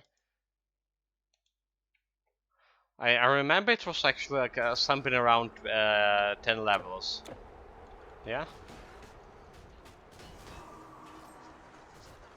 Well, we were at like level 76 and we fought like level 85, 86 and they never got like mind controlled. So maybe like 10 levels is not the case here. Maybe that's less than 10.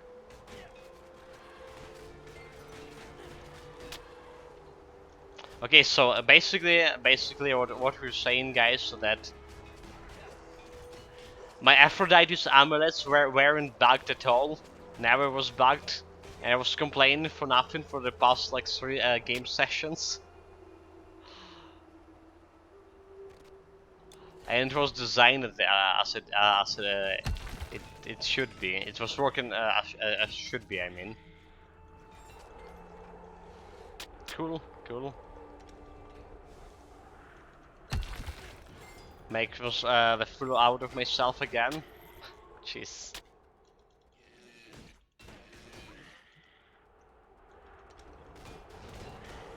But yeah, like, look how many mind control things.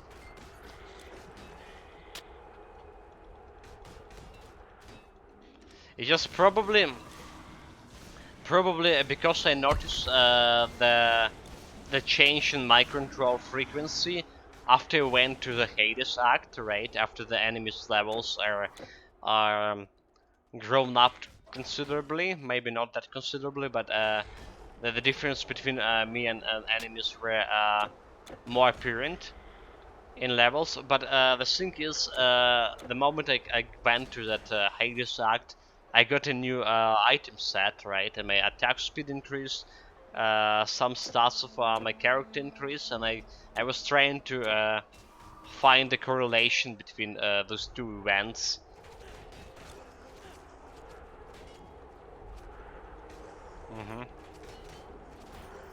Happens.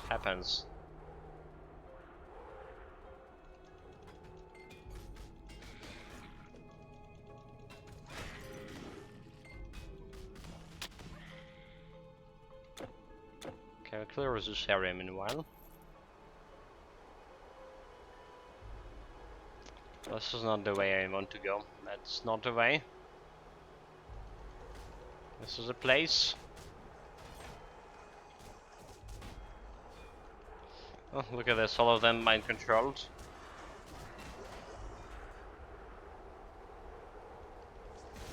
Oh, serious pure zombies.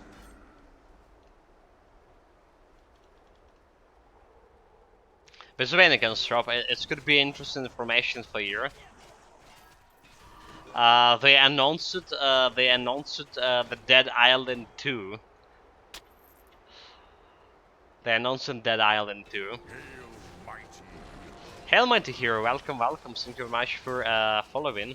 Appreciate that.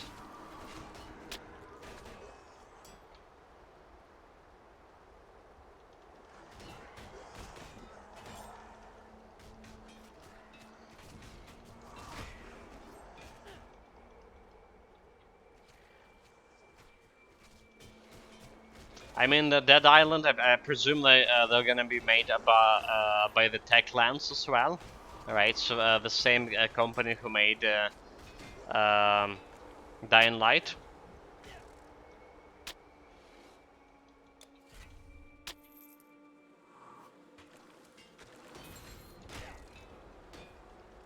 And like, yeah, the thing is, I was like very against playing in Dying Light game because it was from Techlands.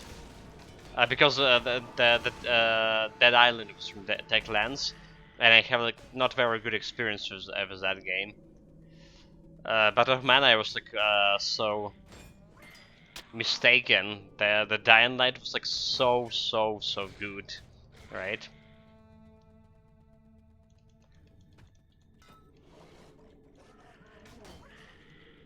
Apparently, Enslave used to be up to 4 levels above you in Anniversary Edition.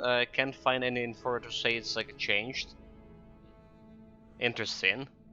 That's like make more sense, right? Because the levels we fought, the monsters we fought were like level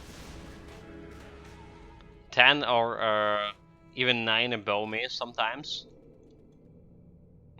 I heard about it. It's a good. Sure, I will play it if it's good.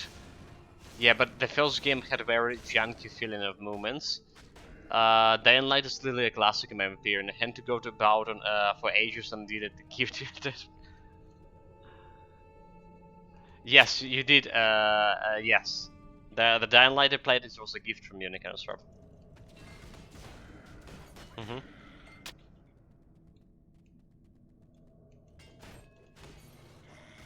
The whole universe, the whole edition was like all the DLCs and stuff. The whole expensive one, because you trained. I remember you trained to give me a first, but because it was like you ran able to give the special like, bundle because of like the regional restriction. We had like special bundle here. It's called a different. So you gotta give me like the whole the DLC's deluxe edition or whatever it's called. Speaking about junky movements, right? The people actually complaining about that for Dying Light 2. That movements feeling a little bit different compared to the first game. At least I heard about a lot of those complaints when the game was released. And I mentioned that the Dead Island will be the Dead Island 2 will be based on Dying Light 2 engine. So it will be having the same moveset stuff.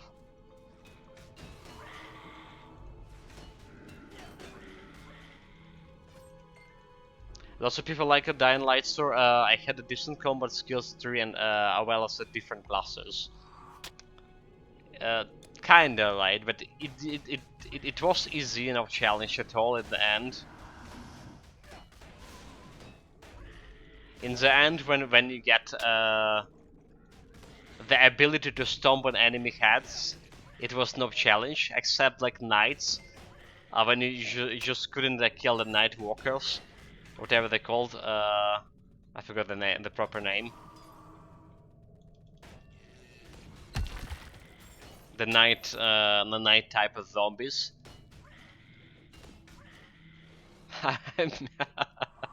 Does it feel like saying I miss Austerus driving in Dying Light?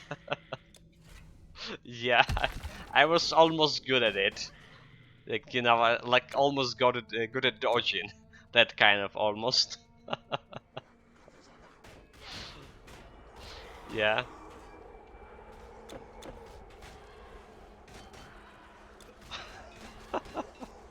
%20 driving, 80% embedded in a tree.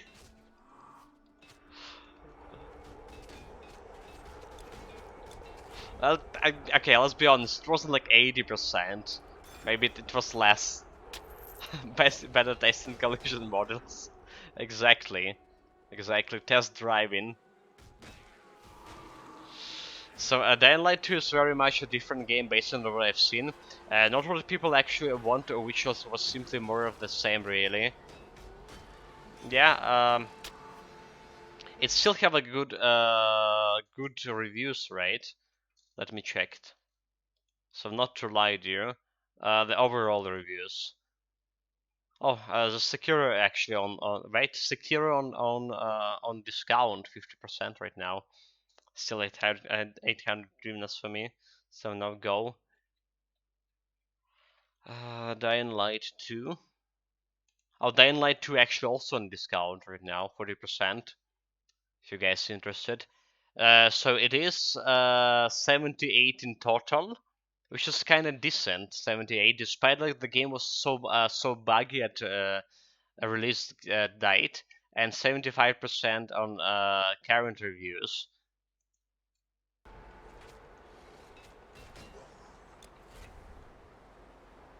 Not to launch, I didn't. The game was like also very buggy. It was a serious quest breaking issues. Yes, like that's what I'm saying. Despite all of that, it's still 78% in total.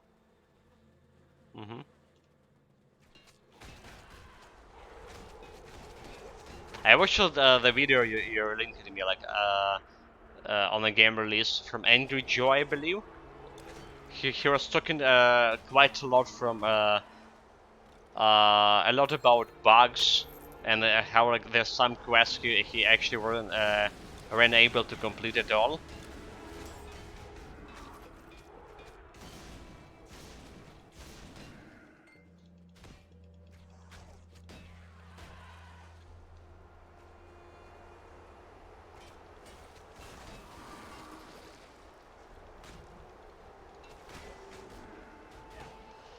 Let's go and clear this area. Okay, this area clear. Never mind. 78 so it's a disaster when the first game is 95 and I have the rare overwhelming tag. Like, let's be honest, 79 is still 78 still decent. It's still better than most of the games, right? And this because like you say, people were expecting a different game from the Dying Light 2, or will be more similar to the first game. There's like a lot of negative review coming from that. It's just not the game that people were expecting, so they can't judge it in more like positive way, right? It's always hard to get the same amount or better reviews. Like, okay, maybe not the betters, but if the game was already like very popular and have 95%, it's hard to get it on a second try with a sequel. That's for sure. Well, maybe apart from like something like Left 4 Dead, right? If I understand correctly, Left 4 Dead first and second games also have like around 98%. Both of them.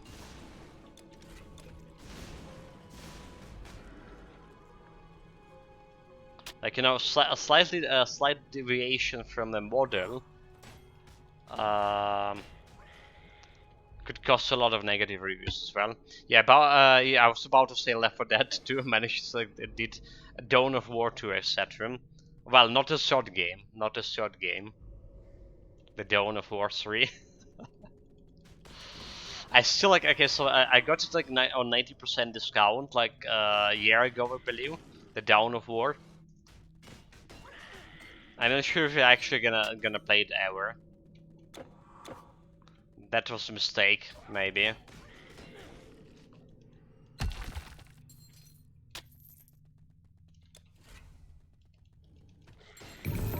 Oh, finally some legendary. The Vestment of Overlord. That's the one with intelligent gear that giving you plus tutorial skills. I did use it on a couple of my builds. Have a piercing and physical resistance, as well as a little bit of health and energy. And defensive ability, which is like very important from mage builds. So good loot, good loot.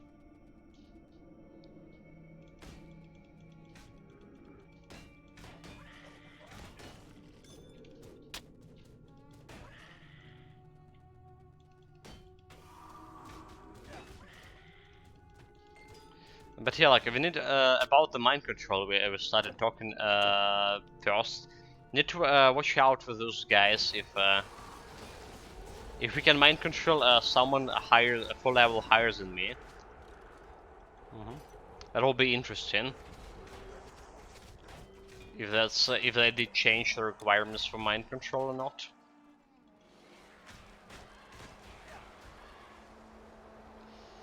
The thing is, you can like completely change the feeling of moments, turn it more into a story game and have it full of bugs and expect it to do well. They seems to have thrown away what made the first game popular. They supposedly to have like for 6 years or so, so it's not like they didn't know what the players wanted.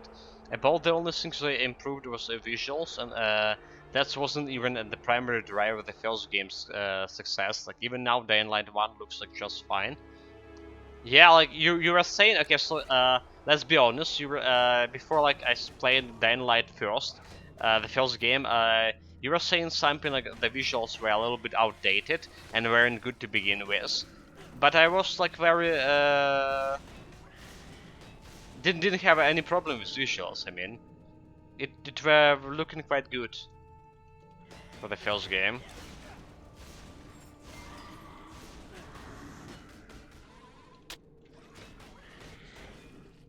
Well, the thing is like the games still like say have 78% positive reviews, right? I do feel like those positive reviews mostly come from new people, alright? The new people who joined the series, because there was quite a lot of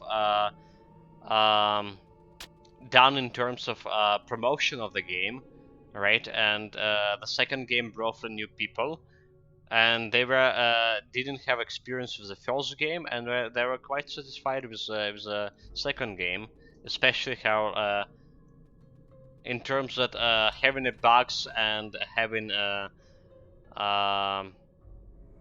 crashes and stuff is like a normal for a nowadays AAA games release.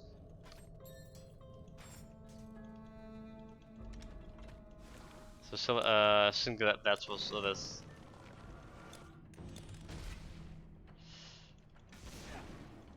That play a big role there.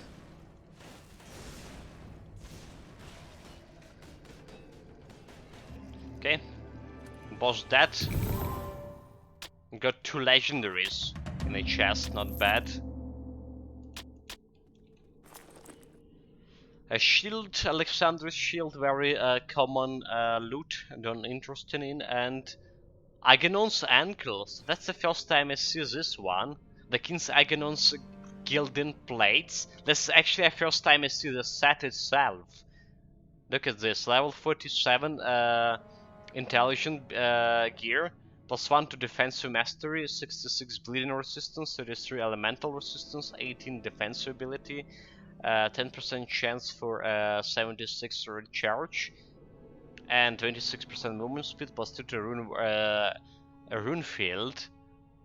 Well, it's kind of strange to have a defensive ability even being like intelligent gear, but we're talking about intelligent nature mastery build, defense mastery build, just like recently. Okay. Look interesting. Look interesting. That's definitely a good loot for today. I'll get back to get deer. Yeah, I think that that's fine. I probably just downplaying it because you have like issue with visuals. To me, Left 4 Dead's 2 look good enough, mainly because the gameplay is kinda things like animation and sounds is that the game are literally good tier as well. We will need to play the Left 4 Dead at some point. We need to do that, guys. Maybe when we establish my Discord channel, even make it better. Alright, so we have like community Left 4 Dead or something. You return! Return when you have found the artifact. Got also that game for like half a year already. I think I got like Left 4 Dead on a huge discount when the Left 4 Back 4 Blood. Oh God! Oh Jesus Christ! Like, welcome back, Arcadius. You got a scare at me, yeah. Hiram, thanks again. And was it Jesus Christ always so loud? Jesus Christ. Lol.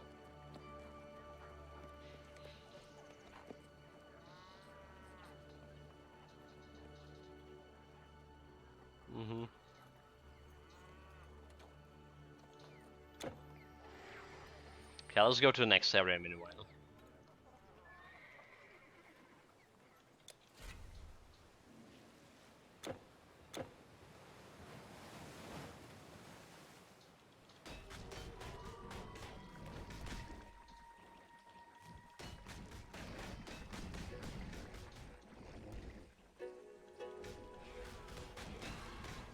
So this guy was 78 level, so 2 levels above me, which is like, man controlling him is not so that strange, apparently.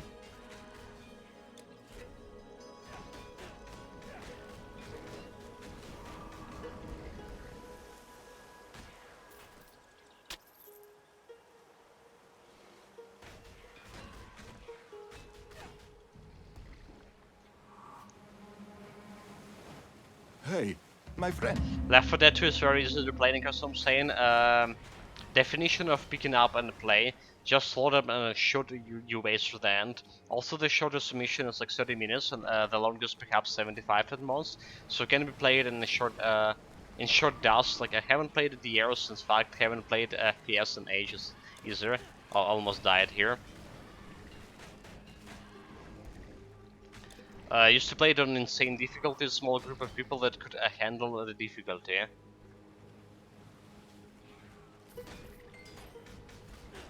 Yeah, you know, like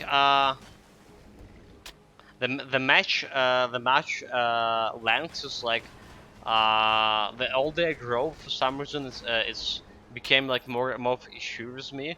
I remember like playing Dota 2, where the like normal match could last from hour to 19 minutes. All right, and at some point I was like, wow, I was really, you know, really tired of this like 1 hour's matches every time. I was like thinking it's like too much. So like something like the Hero of the Storm had around like half an hour, 20 minutes was like more like appealing to me than that. I haven't played the Heroes of the Storm any mobile game in a while, however. 76, 78. Okay, look at this mind control. Not funny.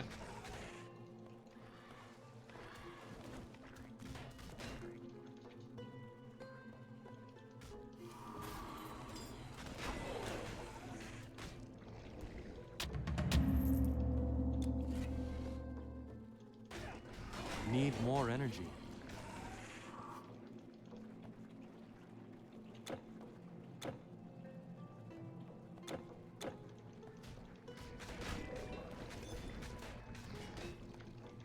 Oh my god, mind control again? Are you kidding me? You're kidding me, game. And they all ran in back with cowards. This... you can... Hey. Yeah, oh my god, like at least fight me. I don't know. Fight me so I can get a loot and electrum from you. Of course not.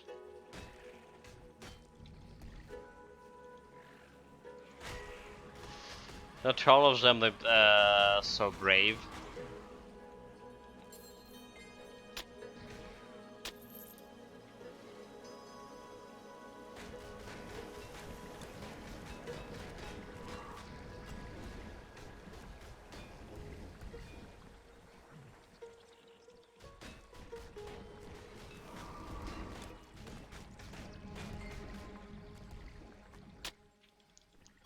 Check about loot.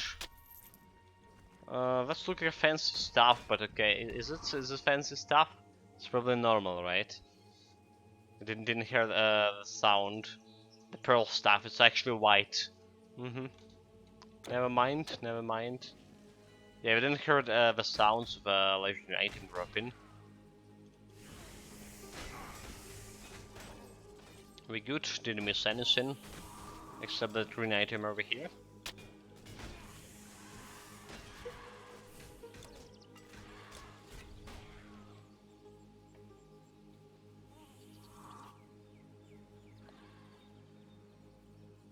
Get them together, shield slam. And of course, obviously, the thing is left for that is constantly intense as a mobber. Heals you like only shooting in a secondary. There's it's a certain level of downtime. The game throws hordes of specials at your but at intervals. So some of the times you just casually shooting fairly placid mobs. The horde events like are they're quite intense and last for a while. So yeah.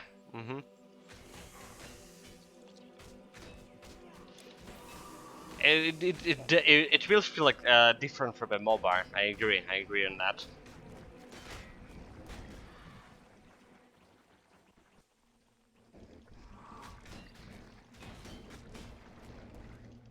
I mean, on the other hand, we playing like a Reef Breaker, alright? We playing Reef Breaker. That's the session. Every like session taking around 2 hours, and I'm completely okay with that. It's a different genre.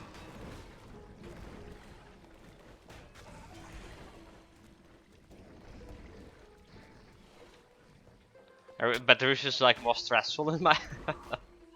Yeah, that.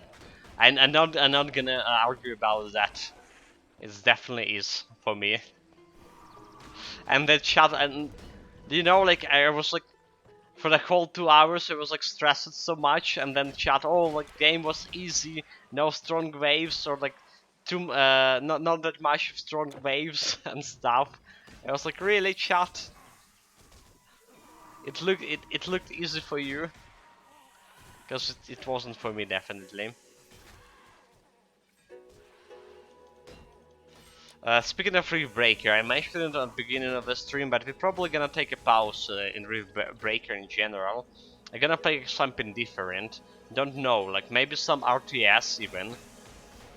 Some real-time strategy, or maybe tactical game. Maybe like XCOM 2 again. I don't know. I've still yet to decide about that. There were a couple of good candidates, actually. Like Home World, which was on sale last week, and Age of Empires 4, which is also was for playing for free last week. Could have tried that game, but I was feeling unwell last week, so that was the case. I haven't even noticed it was on sales.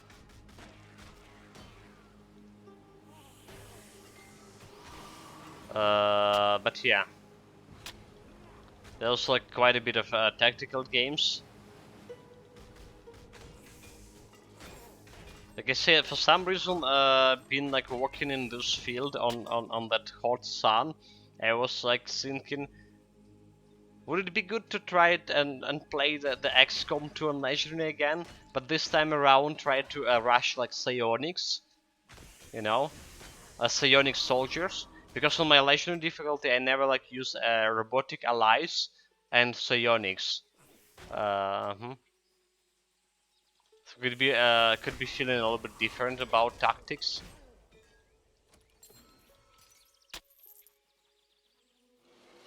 Next time I played the Homeworld back in the days, including its Versus. Excellent game. Yeah, it has like a good. I never like heard about the game, to be honest. Never heard about the game, but I saw it had like a good reviews.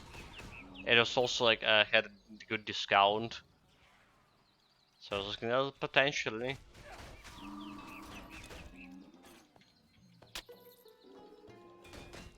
Potentially could be a thing for us. Not exactly a Reef Breaker, right? But it's also can take a similar slot, let's say.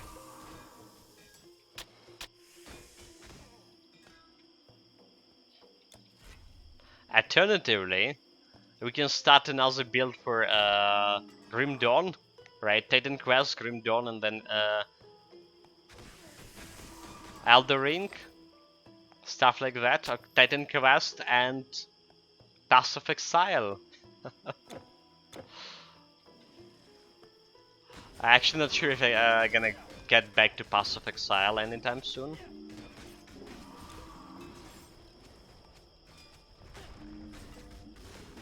We weren't keeping it with any like a new stuff from it. There was like new seasons or 2 new seasons already. Also recommend Dawn of War 2 and its like Chaos expansions. I did play the Dawn of War 2 back in the days on the release day, I believe. Back in my old apartment, I had the compact disc with the game. But yeah, it was actually very good. It was very good.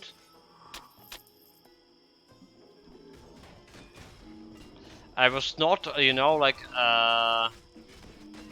back when I started the Dawn of War, I didn't hear about the Warhammer universe, Warhammer 40k, and it was like my first experience with the universes in general. I mean, not that I had many experience to begin with. I haven't read any books, didn't play any tabletops or anything.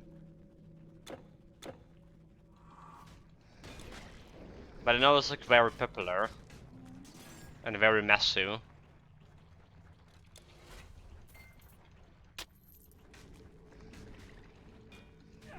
Microsoft saying I used to play Dawn of War 1 with friends, easier versus or the three of us against the AI. Both were fun.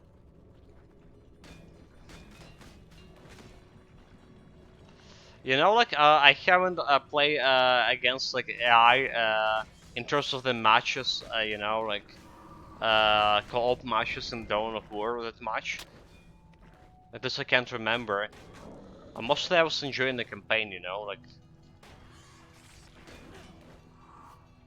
the start of thing, that kind of thing.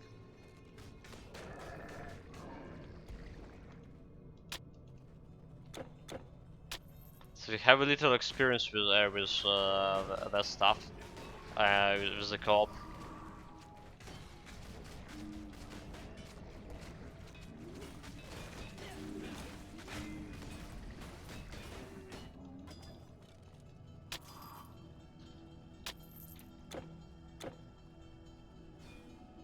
Oh, that's a dead end. I'm a fool. Need to go this way. Got all of them mind controlled. The level 77 and 79. Okay, so 79 is 3 levels. 3 levels above me. We still can mind control it.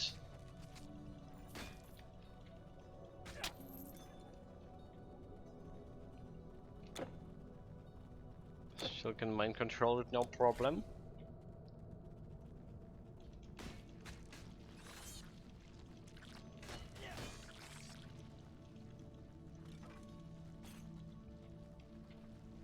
Nothing here. You know, also a game like I'm very interested for a long time and haven't played yet. It's actually Lord of the Rings, Shadow of Mordor, and stuff, right?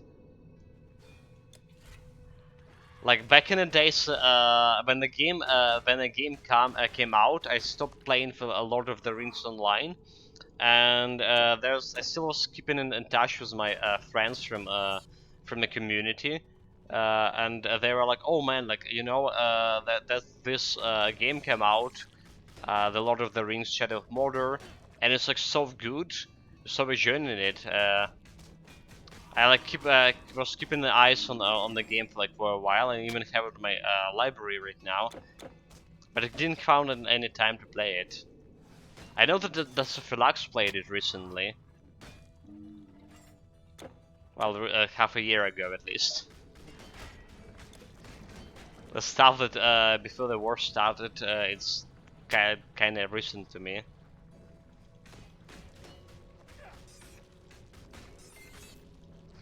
And there's also the Golem, a next game in the series will come sooner or later. It was announced at least. Need to find the time to play it. There's also Dishonored. There's also Dishonored.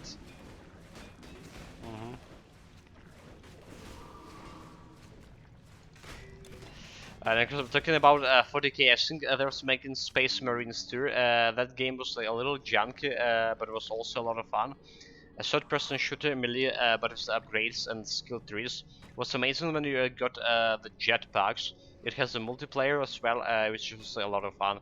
I heard about the game, and there was actually some people, my personal friends, were praising the game quite a bit. Never play it, so. Well, there's also there's also that Warhammer 40k Martyr, Inquisitor Martyr that Arcadius keep mentioning, and I wanted to play it as well. This RPG, and from Van Helsing's developers, so that's also on my mind.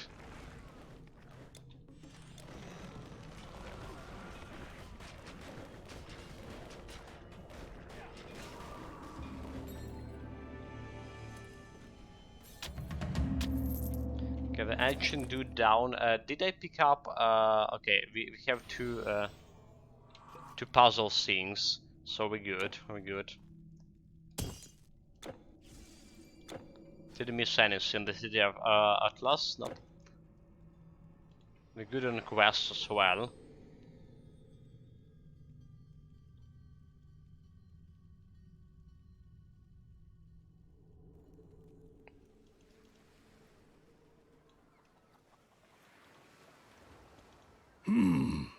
Fine weapons. Look at them, the best. Yeah, let's start selling the stuff here. Sold, sold, sold, and sold. Physical damage, not good. Ain't worthy of my time.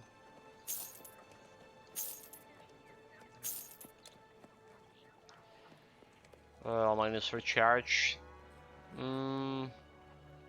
Still not good, is it? Still not good. Jesus guide you. Sturdy chests made from our famous cypress wood. Let's put all the new stuff in the storage. Right. Thank you. Next stop is what a curious. The garden is next stop is Africa. Next stop I played a little bit of it. It didn't grab me. I honestly don't think an action RPG can really showcase 40k as well as the first or the third-person action game. Maybe you're right. Maybe you're right.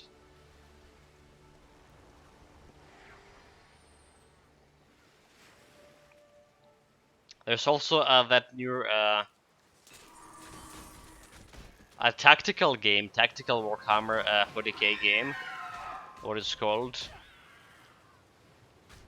The Cow's Bane?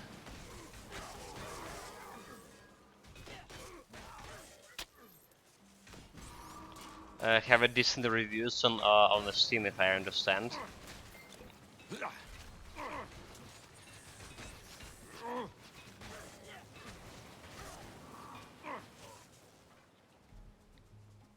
Oh my god, grab the gold, grab the potion. What are you doing, boy?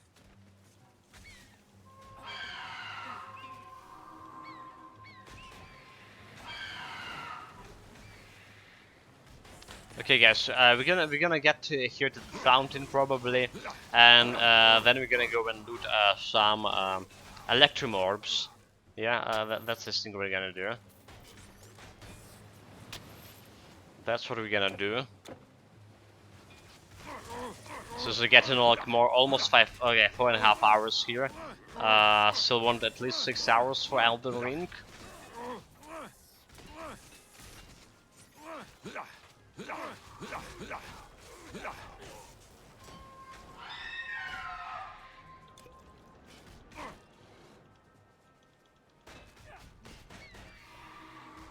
That's we do. There's at least one boss fight in Elden Ring we're gonna do like almost immediately. It's the Riker, the Red Mansion. I mean, I need to find the fountain first. The bonfire, Grace. But yeah, that's like Keeping that in mind.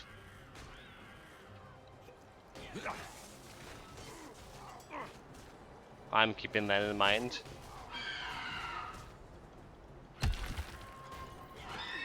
Need more energy. Those blasted harpy with the energy leech. Hate it.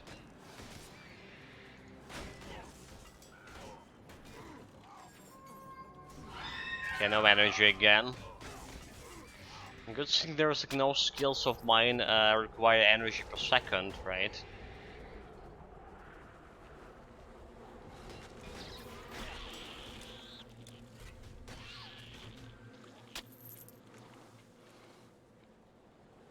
The wasps here did quite a bit of Need more energy. quite a bit of bleeding damage. Should be careful.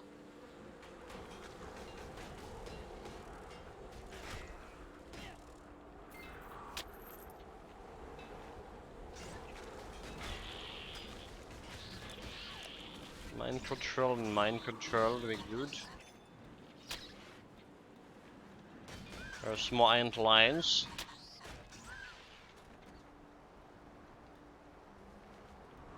You're thinking about 40k Chaos Bane is like an old game. You're thinking about a 40k trader game with the active common. There was also a Dark Tide. There's Warhammer 40k Vermintide. No, none of Zeus, none of Zeus. None of Zeus, guys. Let me get the name. I do have it on a wish list. I remember even position of wish list it is. So it should be okay. It's not Chaos Bane. It's Chaos Gate. All right, it's Chaos Gate.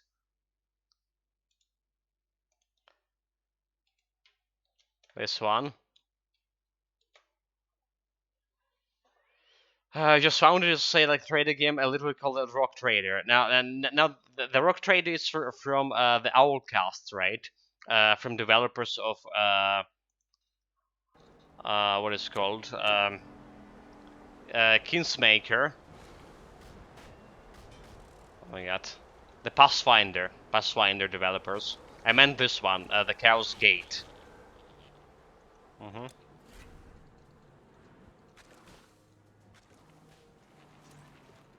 The Rock Trader was like pre 40k game, is it? Maybe you're right. Maybe it's pre 40k. Yeah, we have to talk about the Rock Trader on stream. The Chaos Gate is already out. Yeah, it got out like 6 months ago or something. Right before the war started. Or like after the war started, right after. Yeah, the Rock Traders apparently will be only on Epic or something. Exclusive to Epic for now. That's a thing we were discussing back in the days. Unless there's something changed with it. Stranger, thank you. I can't wait for her answer. Okay, got to have a loot, guys. Got to have a fountain, or as you say. Let's go back to Greece and get some loot orbs. All right, get some loot orbs for my Electrum. I have almost a million here, 912k. So maybe two. Okay, not maybe, only 2 orbs. Probably. Yeah, maybe 3 orbs. 3 orbs will be enough to satisfy me. Let's see. There's the Jade Emperor orb and the Sibian orb. I think I want both of them. And I don't think you can get 3 of them. So just both of those orbs. One from Egyptian, another one from Orient area of Eternal Embers.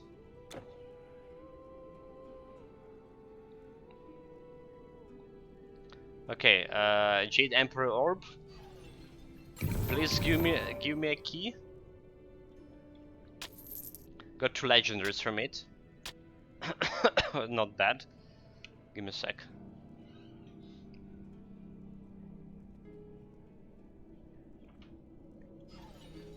Okay, second orb. Also 2 legendaries. Good, very good. Let's first check out these legendaries we got from a first orb. From those items from Eternal Embers, right? This is like you should supposed to find this kind of like an like Orient area. The body's essence, 10% physical resistance, 21 life leech, plus 20 vitality damage, 5% reduction to enemy health, 60 intelligence, plus 11% to intelligence, 10% intelligence requirement for armor and weapon when it's 40 recharge, and more damage to the beast and beastmen, 20% and less damage from them. Doesn't look in that solid for level 64, but it does have like some intelligence bonus, so basically more DPS for intelligence based builds. Alright, and a little bit of minus recharge, not as much as a Prison Garment, for example, or this doesn't have minus recharge, never mind. Yeah, I'm doesn't have also that much of resistances to it, so I wouldn't say that it's that good. The spear, on the other hand, 497 base damage, chance for 15% total damage, frostburner lightning damage, 5% reduction in resistances per 2 seconds, not that much, but still alright. Doesn't have any attack speed bonus, however, giving you 10% bonus to dexterity, which is also okay. Yeah, that's not bad. Not bad of a spear. In terms of damage, could be better. We do have one of the spear over here. Lone Kwang. It's also from Eternal Embers. But it does have a lesser DPS, right? It have more lesser base damage, sir. But it does have a more attack speed. So this is interesting. Can I put it somewhere over here? Basically for my for my next build. Next what we got this Tutmos Cuirasses of Agility. The Tutmos I don't know what that word is. Level 62 intelligence, dexterity gear, 16 physical resistance, building resistance 29, so not much. 26 strength and 48 dexterity. 12% chance to dodge attack. Okay, this is looking like a bullshit. No resistances, level 62. No stats. This is look very bad. So next we got the Hawk Legions over Kopesh. 360 base damage. 20% chance to electrical burn, 6% lightning damage. Does have additional 11% physical resistance and 17 lightning resistance plus 1 to warfare and dream mastery. Grand skill Magi Ascend Twister activates an attack for 7 seconds to recharge. Okay, so it summons some soldiers apparently for 8 seconds. Or something for 8 seconds.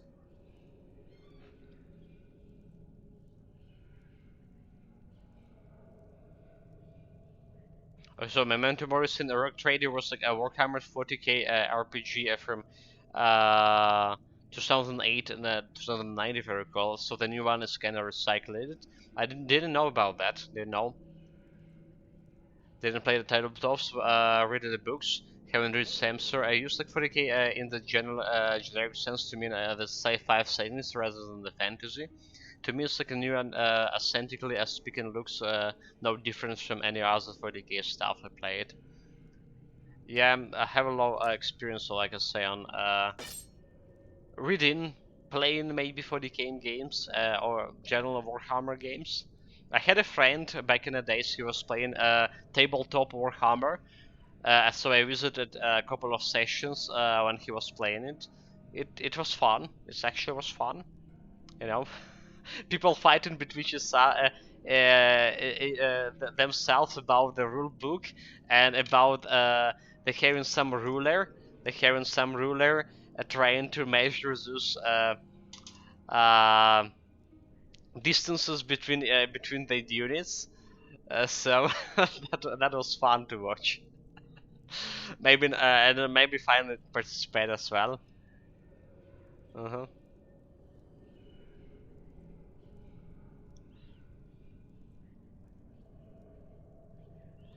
Okay, I don't think I need any of those. So that's all. That will be all for our Titan Quest session. We got Ragnarok down. We got a couple of acting in Atlantis.